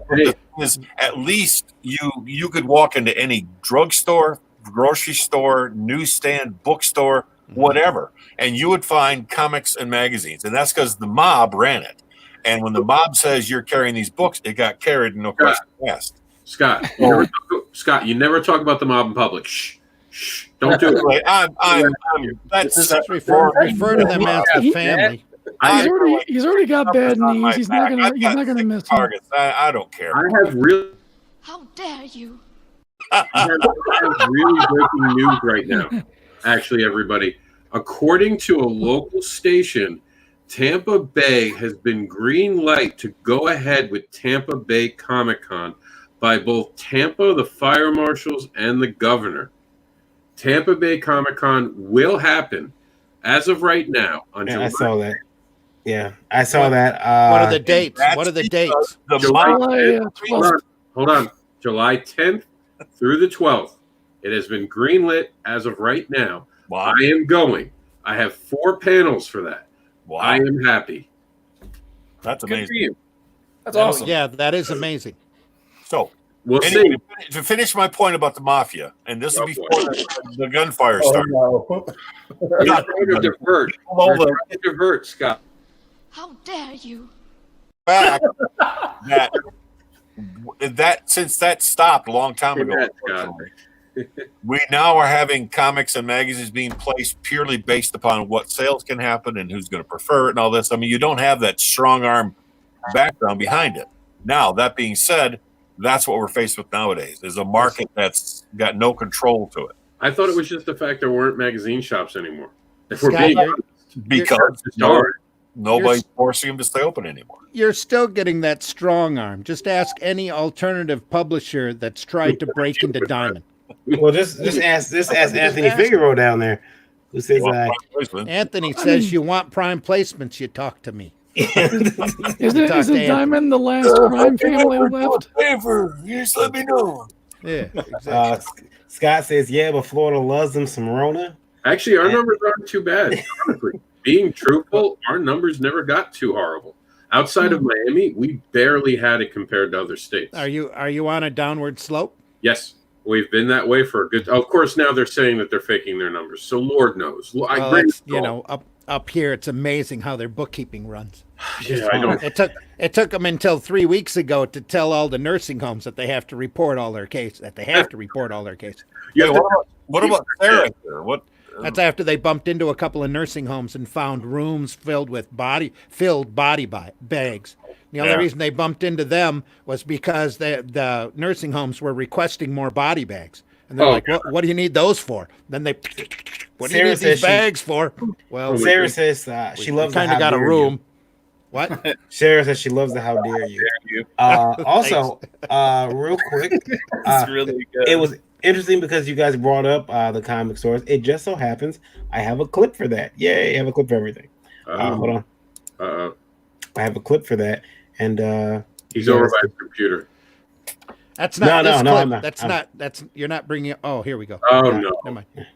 Here we go. They're gonna talk about the business a little bit more. Educate you fools. Very this video. Okay. Yeah. The biggest challenge that we face, both our store and I think our industry, is getting people in the door. It's the biggest thing going in Hollywood right now. Billions of dollars being made based on our fiction, the fiction that we sell on a daily basis. From 1964. What the comic companies sell is a fraction of what they sell for one movie. Not At one the end of the poster. day, Diamond single issue numbers, the number one book covers between 100,000 and 200,000. 100,000 people, that's your market? Used to be that comic books, if they sold 100,000 copies, they would cancel them. You're dividing 100,000 people by 3,000 stores. You're going to copy your dad's hairstyle one day? 1900, actually. Yeah. I figured you had something to say. How come the comic That's if they're lucky. Now they'll be lucky to be pressing 15 when they're all done, when this restarts. I have a question. How come the comic book shop didn't have an Avengers poster in the thing? Because that's what happens. They don't do that. They don't put "We have the Avengers" book and when the movie gets released. They just leave up their posters from 7 years ago that are all leaked out because the sun has ruined them. Because by the time the Avengers movie came out, the roster that Marvel had on the Avengers was none of those guys. Yeah. The only way you could have bought that team is if you bought a Marvel Adventures book that was written down to an 8-year-old. Oh, come on. Randy, you just put the book back up in the new releases. The people coming in won't know. Just grab these old 1964 books and put them up. Right there. Oh, kid, Yeah. I'm sorry you can't read that. That's slabbed at a 6.4. Oh, Sarah says a comic shop next to a theater is a genius idea. That is. The theaters should have had newsstands in there ready for people to buy when they came out. If only Marvel catered to that audience. Yeah, Instead, they absolutely. were more busy doing Squirrel Girl and Ms. Marvel while Avengers and Ragnarok was running. Yep. DC is trying to get into AMC theaters. Well, before this all happened, they wanted to start tying in their comics line to movie releases. I was really smart on that. For the Archie did it for Marvel. Why in every Marvel movie, it's not started with visit your local comic shop to buy Marvel comic books. I don't know why they've never done that. That seems Yeah, like it's another no-brainer. Start Yeah. from Or at Archie- least have it right before the post-credit sizzle because everyone stays. Yeah. Archie ran a year and a half of doing digest in front of the grocery stores. I don't know how they sold. I don't know why they stopped. But every time a new Marvel movie was coming out, there was a digest-sized book the size of those Archie digests available at the checkout counter featuring some awesome stories with that character of that movie about to come out. Why Marvel themselves didn't do that and stick that in the retail comic shops is beyond me. They went through and reprinted some of their stuff, and then they sat around and wondered why the reprint books were selling as well as the new stuff. They're selling better than the new stuff. Or better than the new stuff. People, like there's a reason why the stores that are doing well are mainly selling back issues. Yeah. Like, there are some stores that refuse to sell new content. They do not sell any of the current runs. And like, don't get me wrong, like I keep up with a few things, and there are a few books that are worth the read.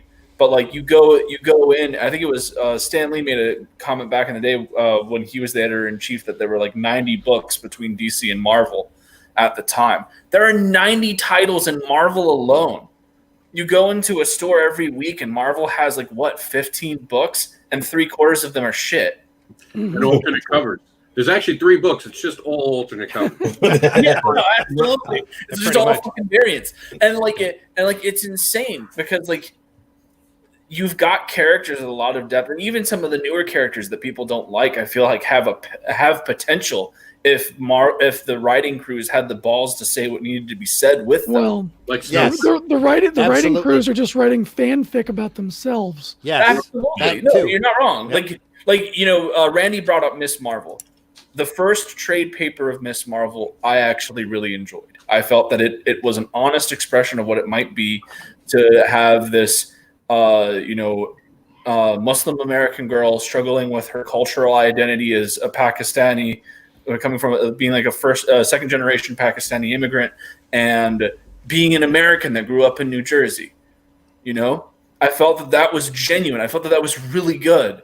And like her first few volumes of storyline felt like that. But like now you don't have her deal with any of those problems. Why? Like, in fact, she doesn't deal with problems at all. It's just constant power up after power up with her. And she doesn't struggle with anything. Yeah, there's no relatability without any struggle. And, At the and point it's just, nobody wants a Mary Sue. There's no like, relatability there. The whole point of a hero is struggle. Without conflict, what's a hero? Without the thing to overcome. Like, no hero should just be unburdened. The moment that they become that, they're no longer heroic. Well, very, very few stories can survive without some kind of conflict that needs to be resolved. Yeah, we'll tell that to Marvel because they keep printing books where these characters go through nothing. They're just assholes. There's a lot of talking heads in comics. I'm not sure. I'm not so happy about that. Hey, Mike, you leave Scott and Wolverine's relationship alone. Very interesting. Dude, I honestly wouldn't There have are relationships on the moon. What goes on in the moon stays in the hole. I mean, dude, I actually like a lot of, like, I know that Hickman's getting a lot of bashing for it. I loved the original, like, House of X, Powers of X run. I thought that was really interesting stuff. I do think. How dare you? Thanks. I had to throw that in. I do think that Hickman got to the point where, like, he did, like, I think he had that idea for House of X, Powers of X, and it was really well fleshed out, and you can tell. But then it got to a point where, like, yeah, do more, and he just went, what? But I get somebody else, and they're like, no, we want you to continue doing it, and he's just like, oh, okay, because, like, you can tell, like, there have been a few issues of his X-Men run after House of X, Power of X that have been okay, but nothing that have lived up to it. I'm a huge Jonathan Hickman fan. I always have been. I've read a whole. I remember the first storyline I read of his was a book called Pax Romana, which was really cool. It was very different. And okay, we're throwing some serious shade at me, but it is what it is. You like what you like. I'm not going to say that everyone else here has to enjoy him as well. But, like, I personally enjoy a lot of what he does. But, like, you can tell with him that he's just kind of backed into a corner where I don't feel like he has the same drive that he did when he first started off with these books. And I don't know if that's for a lack of storytelling or for the people that he's being forced to work with. Well, on that note, I'm going to throw Rob a stink eye. Well, as long as you're not putting it in my stink eye like Scott. Oh. But that's my whole, like, to go back to it. I do think that it sucks because Marvel's whole deal used to be that they were filled with these characters that struggled with even just, like, everyday stuff. That was the big thing that made Marvel what it was. You know, that's what Spider-Man was all about. It's no longer that. I think the only truly great Marvel book that I read in the last year was Spider-Man Life Story by Chip Zdarsky, which was a great book. You took 60 years of Spider-Man's storylines and turned it into a biography of Spider-Man. It was genius. Scott Morris says there are maybe 1,200 real stores. But how many fake stores are there? That's about another 400 to 500. Yeah. He also says because the movies are made by Disney and WB, they consider the movies completely separate from the comics. And they that's true. Couldn't care less about the print books. No, Even makes a little money off of them. Even to answer my own comment, I can understand the fact that they see the comic book industry as just 50 years of backlog material for them to mine for the next 30, 40 years. Yeah. Is what they're really doing. So to get more sales in comic stores, they absolutely doesn't interest them whatsoever. Well, the bigger money, they're still digging back in the 70s and 80s. So Let's be honest, the big two are probably just looking for a reason to quit printing floppies. Yeah, absolutely. that's been going around for quite a few years. Well, you've also started to see that the big two are leasing out properties to other companies to write, like IDW. Mm-hmm. Like there was 2 Spider-Man books last year that were printed by IDW, licensed by Marvel. I thought that was Boom Studios. No, that was IDW. IDW had that contract. It was more than 2, though. It was all kids' books. The Marvel Adventures line, pretty much. Yeah, but like Katrina, you can go ahead and speak up and say hi, Travis. Hi, Travis. But like it's just it's gotten to a point where I do feel that like Disney and it would be AT&T at this point because Warner Brothers is owned by them, and AT&T is the reason why 5G is not happening. Like there's all this word going on that 5G is pretty much canceled, and I don't doubt it. No, they said something that's actually not canceled today. It came out that they're doing a digital line that they're sort of encompassing, but changing and only making digital. You're taking. In other words, it's canceled. DC or AT&T is. It's because 5G was supposed to be like a new 52 level rebirth level event. Oh no, that's not happening anymore. No, yeah, it's not. like that's what I mean. It's done, and like the crazier ideas from that 5G run aren't going on anymore because they hit so much resistance. Yay! Wonder Woman won't be a transsexual now. Well, Wonder Woman was just going to be back in World War I think was the idea. The big ones that were like they were going to have Luke Fox become Batman, and it was essentially going to be the plot of Batman Beyond, except it was Luke Fox instead of Terry, which is dumb. Yeah. Does IDW still have that license to do Spidey comics? Is that they're doing a Miles Morales run right now. It's the still real going. question isn't. I'm sorry, I didn't mean to step on you, Moden. No, you're all good. The real question isn't does IDW still have that license? It's how long are they going to be able to hold on to it? That's fair. Oh, because it's open to the highest bidder? No, because IDW is so in the red. Yeah, they haven't been making profits since, gosh, a long time ago. It sucks because I like Boom actually has had some pretty good books here and there, but like IDW used to be pretty solid. But like I remember I picked up Crow Lethe a few weeks ago, and I've never wanted to burn a comic in my life until I read Crow Lethe.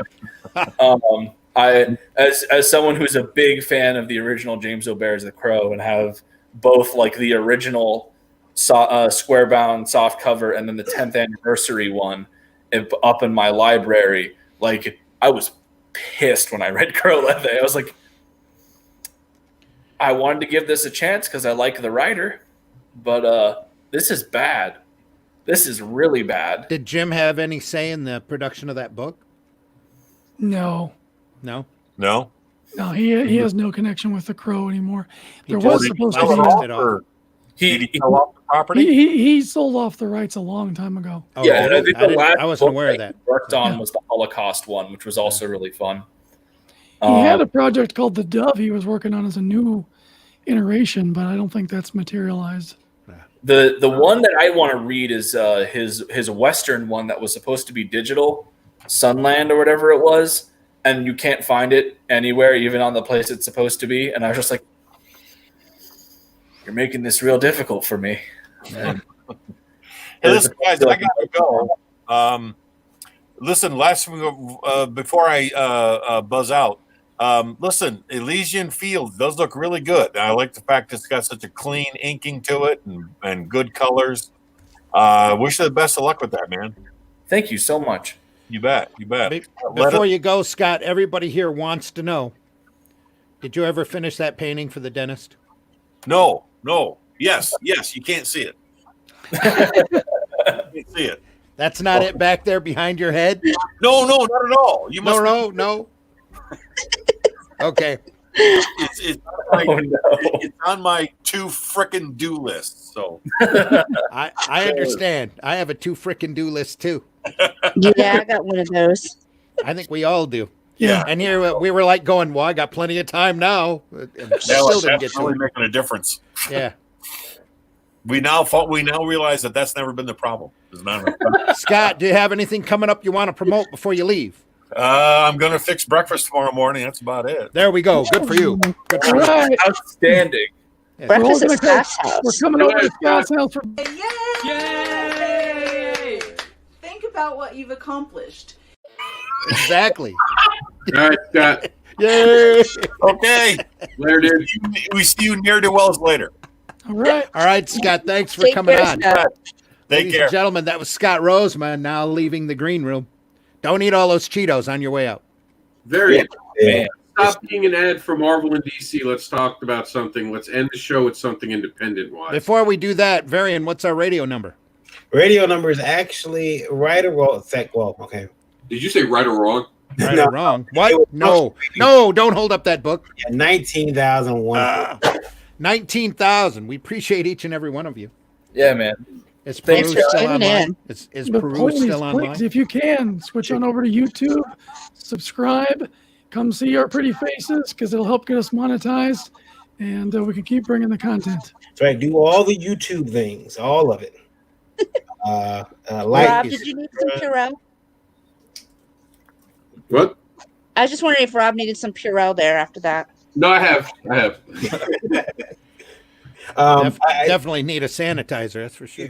Robbie said you want to add on something indie. No, let's end on an indie comment. We spent the last 10 minutes being advertisers for Marvel and DC. Is there any other news? Well, hopefully we weren't advertisers for them. We're really shit talking them and how bad their product is. No publicity is bad publicity. Somebody's going to. I bet it's not that. So. I will say that I have I got an email today. Sarah's happy to have breakfast in the morning. YouTube is less laggy than Facebook. Oh yeah, Facebook has sucked today. I got it. You know, everybody's on Facebook. I got an email from a company today. Fan mail from some flounder? No, I wish it was. And it was as far as getting I was inquiring to different places about, carrying books.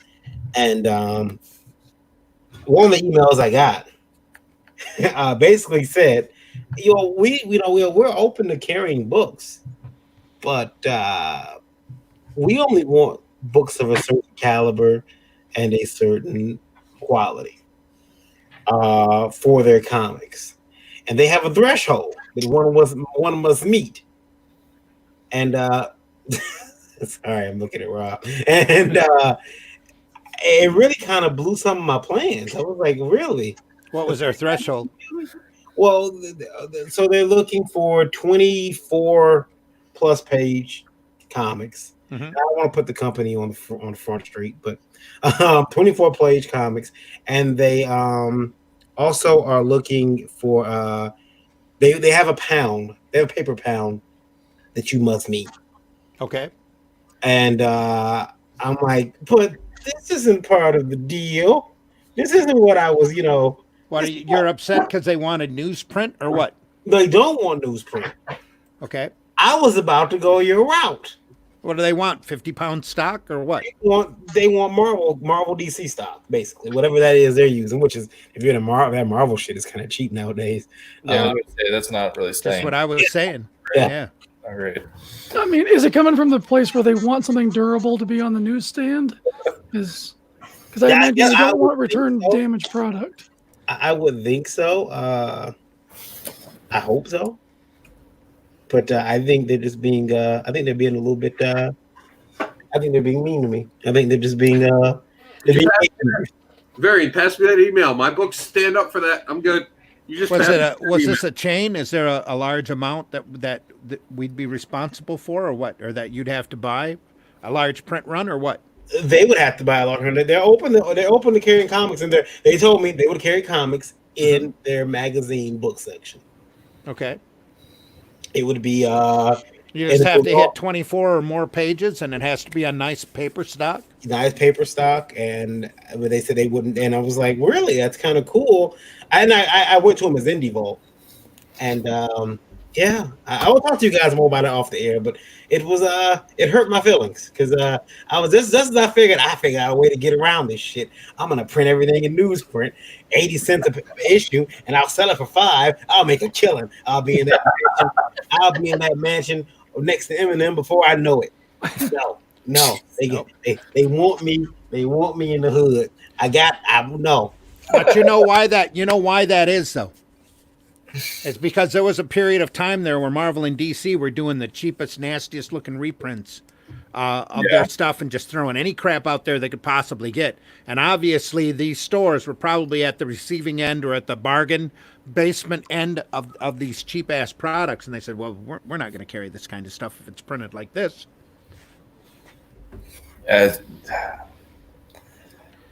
probably why the newsprint books ended from the Essentials and the Showcase Presents from DC, is because they were all printed on newsprint and in black and white. The bookstore says, "What is this? This isn't a comic book." You never know. Varian, are you there? Are you there? Varian. Oh, he's quiet. He He's muted muted up. himself. I was looking at something. Were you busy vomiting again? What's up? No, not vomiting. I don't have any. Yeah, I'm all out of vomit for the night. I'm trying to keep the rest of my oatmeal cookies down. My coconut cookies down. Sarah wants to know if that's lube, Rob. I never kiss and tell. Rob's being Vanna White. I want to thank you guys for coming on. Let's take one more look at everybody's book. I'm gonna bring up Elysian Fields here first. Please do. 1 second. Since Moden's been so nice to put up with us the last 2 hours.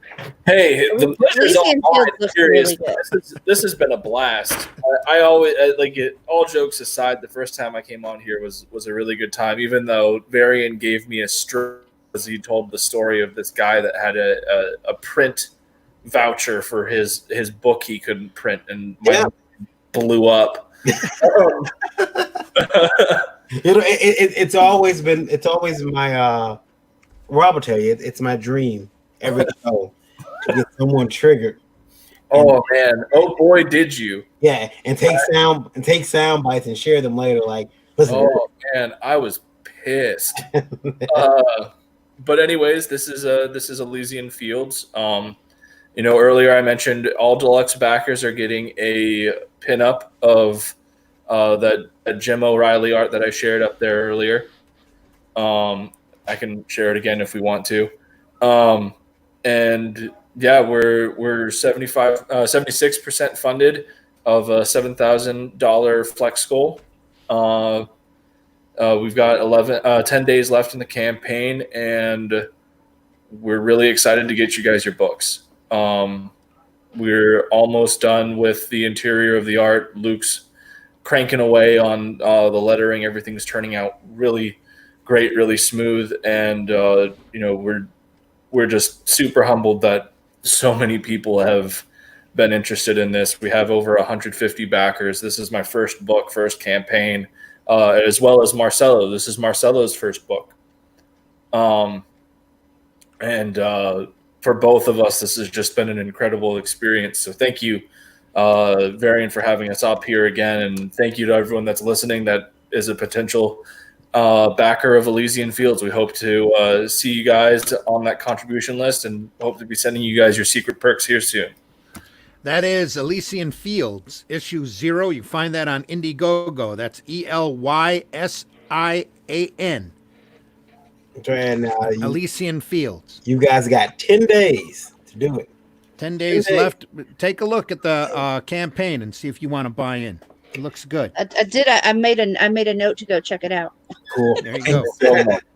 And then the next one, the other project that the creator isn't here, but his editor is, so she'll have to back. She'll have to pitch us Project Axis. I'm afraid I can't pitch you Project Axis. That's on Kickstarter. Project Axis. Yeah. Issue 1. It's by Nick Gibson. Nick Gibson, $825 of $1,000 goal. He's got 11 days left to go. 28 backers. He's doing pretty well with 28 backers in that amount. He's doing really, really damn good. It came out of the gate hard and fast, and it's still cranking away. Yeah, I think that again he'll cross the finish line here pretty soon. But he did announce a stretch goal, trading cards. $1,500. Yeah, $1,500. So make sure you go to Kickstarter. Yep. And back that one. We've Project Axis. Project Axis, AXIS. Yep. From Phoenix Press. So that is, believe it or not, ladies and gentlemen, our show tonight. Well, we also, Eric, do you have anything to promote there? Oh, I guess everyone's just ignoring Rob. Yeah, we're all ignoring Rob until the last minute. Save the best for last. Let me get him off the screen. No, I do have something to promote. I recently got to color a very special cover for Cat Dad and Supermom. I don't think that sounded right. And yeah, I colored the Luke Stone cover, which you can get if you go to the Indiegogo that's going on right now for Cat Dad and Supermom, and check that out. Is that and Supposed to be a Rob, segue to Rob. Rob can tell us more about Cat Dad and Supermom. There you go. Take it away, Rob. I was bullied by Randy, who said that I hated Indiegogo. And I said, when I go to Indiegogo, I don't make any money. So I showed up there and I'm not making any money. Randy has not been there for me, and Varian's ignoring the fact I have an Indiegogo. Have two other people on the show talk about theirs. Not once did mine get brought up. Well, I'll send you my email from freaking Kickstarter going, you just backed your first Kickstarter book. Congratulations. Like, Jesus Christ. I know something inside of Randy got hurt. No, seriously, we did great on Kickstarter. We got a project we love. It's a story that teaches morals to cards. I'm so thrilled with what we did. I'm not even really pushing the Indiegogo. I kind of relied on Randy to do it. He said he'd do it. So I'm waiting for Randy. I'm not making any money. I want to make Cyberfrog money, Randy. I want to make Cyberfrog money with the farting elephant. Make it happen, Randy. Make it rain. You can do it. Congrats on your funding. It's not just on me, buddy. You got to do your part too. I know. But I'm in Indiegogo. I do hope to make some new friends with the book that teaches morals with farts. That's Cat Dad and Supermom. And you can get there by just going to catdadandsupermom.com. It goes right to Indiegogo. See? Oh, there it goes. Oh, my God. Look at that great campaign. You already have, what, 1,600? No. 1,683. Or 83? Is it 83 now? Oh, yeah, because they updated it through there. I forgot about that. Look at that. I made some money. I must have like a backer or two. Indeed. Hey, man, it really is just a great book. It's really heartfelt. I got it. Rob gave me a chance to take a look at some stuff from it, and as a dad, this is the kind of book that I want my son to read. It's so good. It made Varian feel something. It did. Holy shit! What? I see the cover. I see the covers. I know you got the new cover. Eric Hodson did do the coloring on it. You can't see it unless you back it. That's what's going on here. What's going on? Let's dox myself. There you go. Show us all of your purchases, buddy. Yeah, there you go. That's okay. Yeah, well, that was Indiegogo. So it's they also have a cover from Josh Lehman, right? Yep, Josh Lyman. Yep, good friend Josh Lyman. He did an excellent job. Looks beautiful. Yep. Can't wait to get it onto the show in July at the Tampa Bay Comic Con. So I do have a question for you in the book. So you got Cat Dad Supermom, but I'm upset. They don't have any other pets. Oh, you should let Josh create a pet. There is a pet at the end of the story. If you read the last, he's not in the title. You're not being inclusive. There's a potato butt. What else do you want from me, buddy? I gave you a potato. You clearly haven't read the book yet. They have a pet. This is someone reviewing without reading again. A potato. Oh no. I'm just Varian. I'm just wondering if potato butt is my uncle Leroy went to jail for potato butt. Well, it was a vegetable butt. Oh boy. It was based on Jax's uncle, but different story, different ending too. Oh, okay, totally different. Yeah, because I didn't get it. Because I mean, I was told that my uncle used to go to the local hospital and have sex with vegetables. Story we want to hear, Variant. I feel like this could go very dark. This is when it gets good. This is the best part of the show. It's just that my uncle used to go to the hospital and have sex with vegetables. Okay. Wait. Well, I think we've taken this conversation off the deep end. I need to know, why did he go to the hospital and have sex with the vegetables? Why didn't he do it at home? Why was it only at the hospital? They weren't there. Is there something wrong with the garden? You know? No, nothing wasn't the. Oh. Ryan wants a raccoon in it.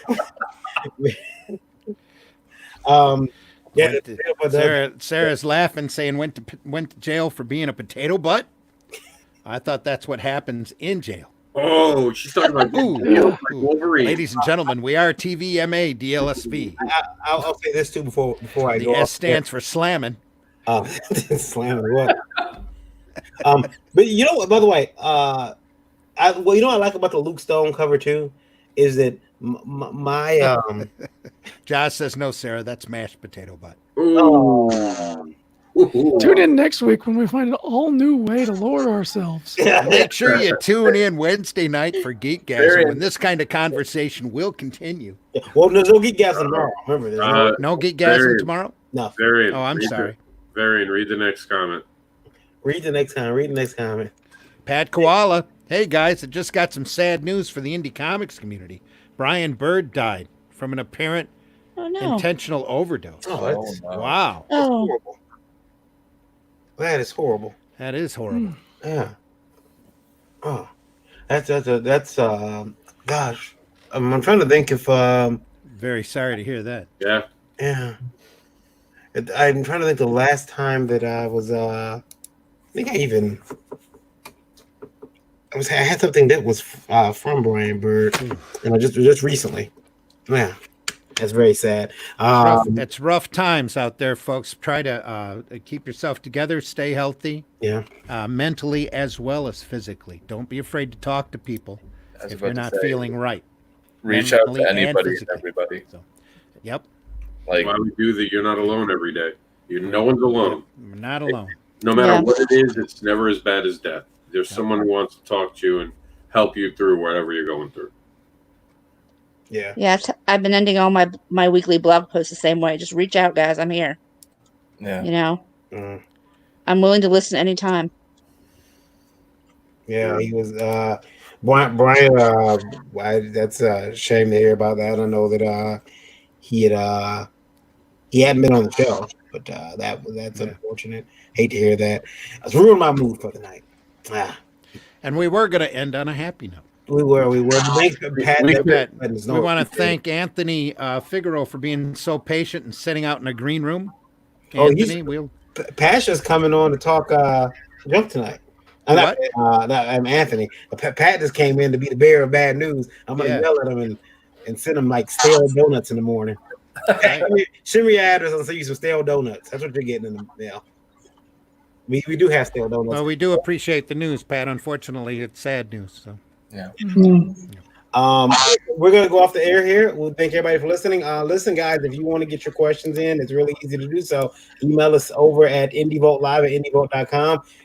Include IndieVote Live subject and keep those emails 90 words or less. Listen to us on IndieVote Radio. I know a lot of you are. Again, we're gonna bring all 19,904 of you. Thank you for listening. Download IndieVote Radio with Google Play, or download it on the streamer app with iOS. Just look up IndieVote Radio there. Also, IndieVote TV is out there. It's still downloading it. I think we crossed 24,000 downloads today. This week, 24,000 independent downloads. So that's pretty nice. Cool. Sweet. So we want to keep growing. And I haven't gone. I keep thinking I need to go to like Walmart and on every Roku TV they have in there install IndieVote on all the display TVs. I haven't done that yet, but eventually I will. I want to thank everybody again for doing that. To really appreciate that, and I'll keep the new content up there as much as I possibly can. Until then, though, and you said there will not be a Geekgasm tomorrow night. No Geekgasm tomorrow night. Normally on Wednesdays. No. Me and I don't know if that's breaking news. Me and maybe Randy and I'll pop in. Sorry, guys. Yeah, Lola says sorry. What about Friday's show? Friday, Art of War. I'm planning for an Art of War this Friday. We didn't have one last Friday, but we are planning for one this Friday. And that'll be Friday at 9 p.m. Eastern Standard Time. Friday 9. Yep. All right, guys. This has been an IndieVote production. We are not owned by Disney yet, but we are available. We'll talk to everybody. We had a discussion on that being a little bit dangerous. Yeah. Varian and I will be back Thursday morning at 9 a.m. for the Breakfast Buzz, where we'll pour the coffee and talk some more comics. Yep. Stay safe, everybody. Stay healthy. We'll see you soon. Take care, everybody.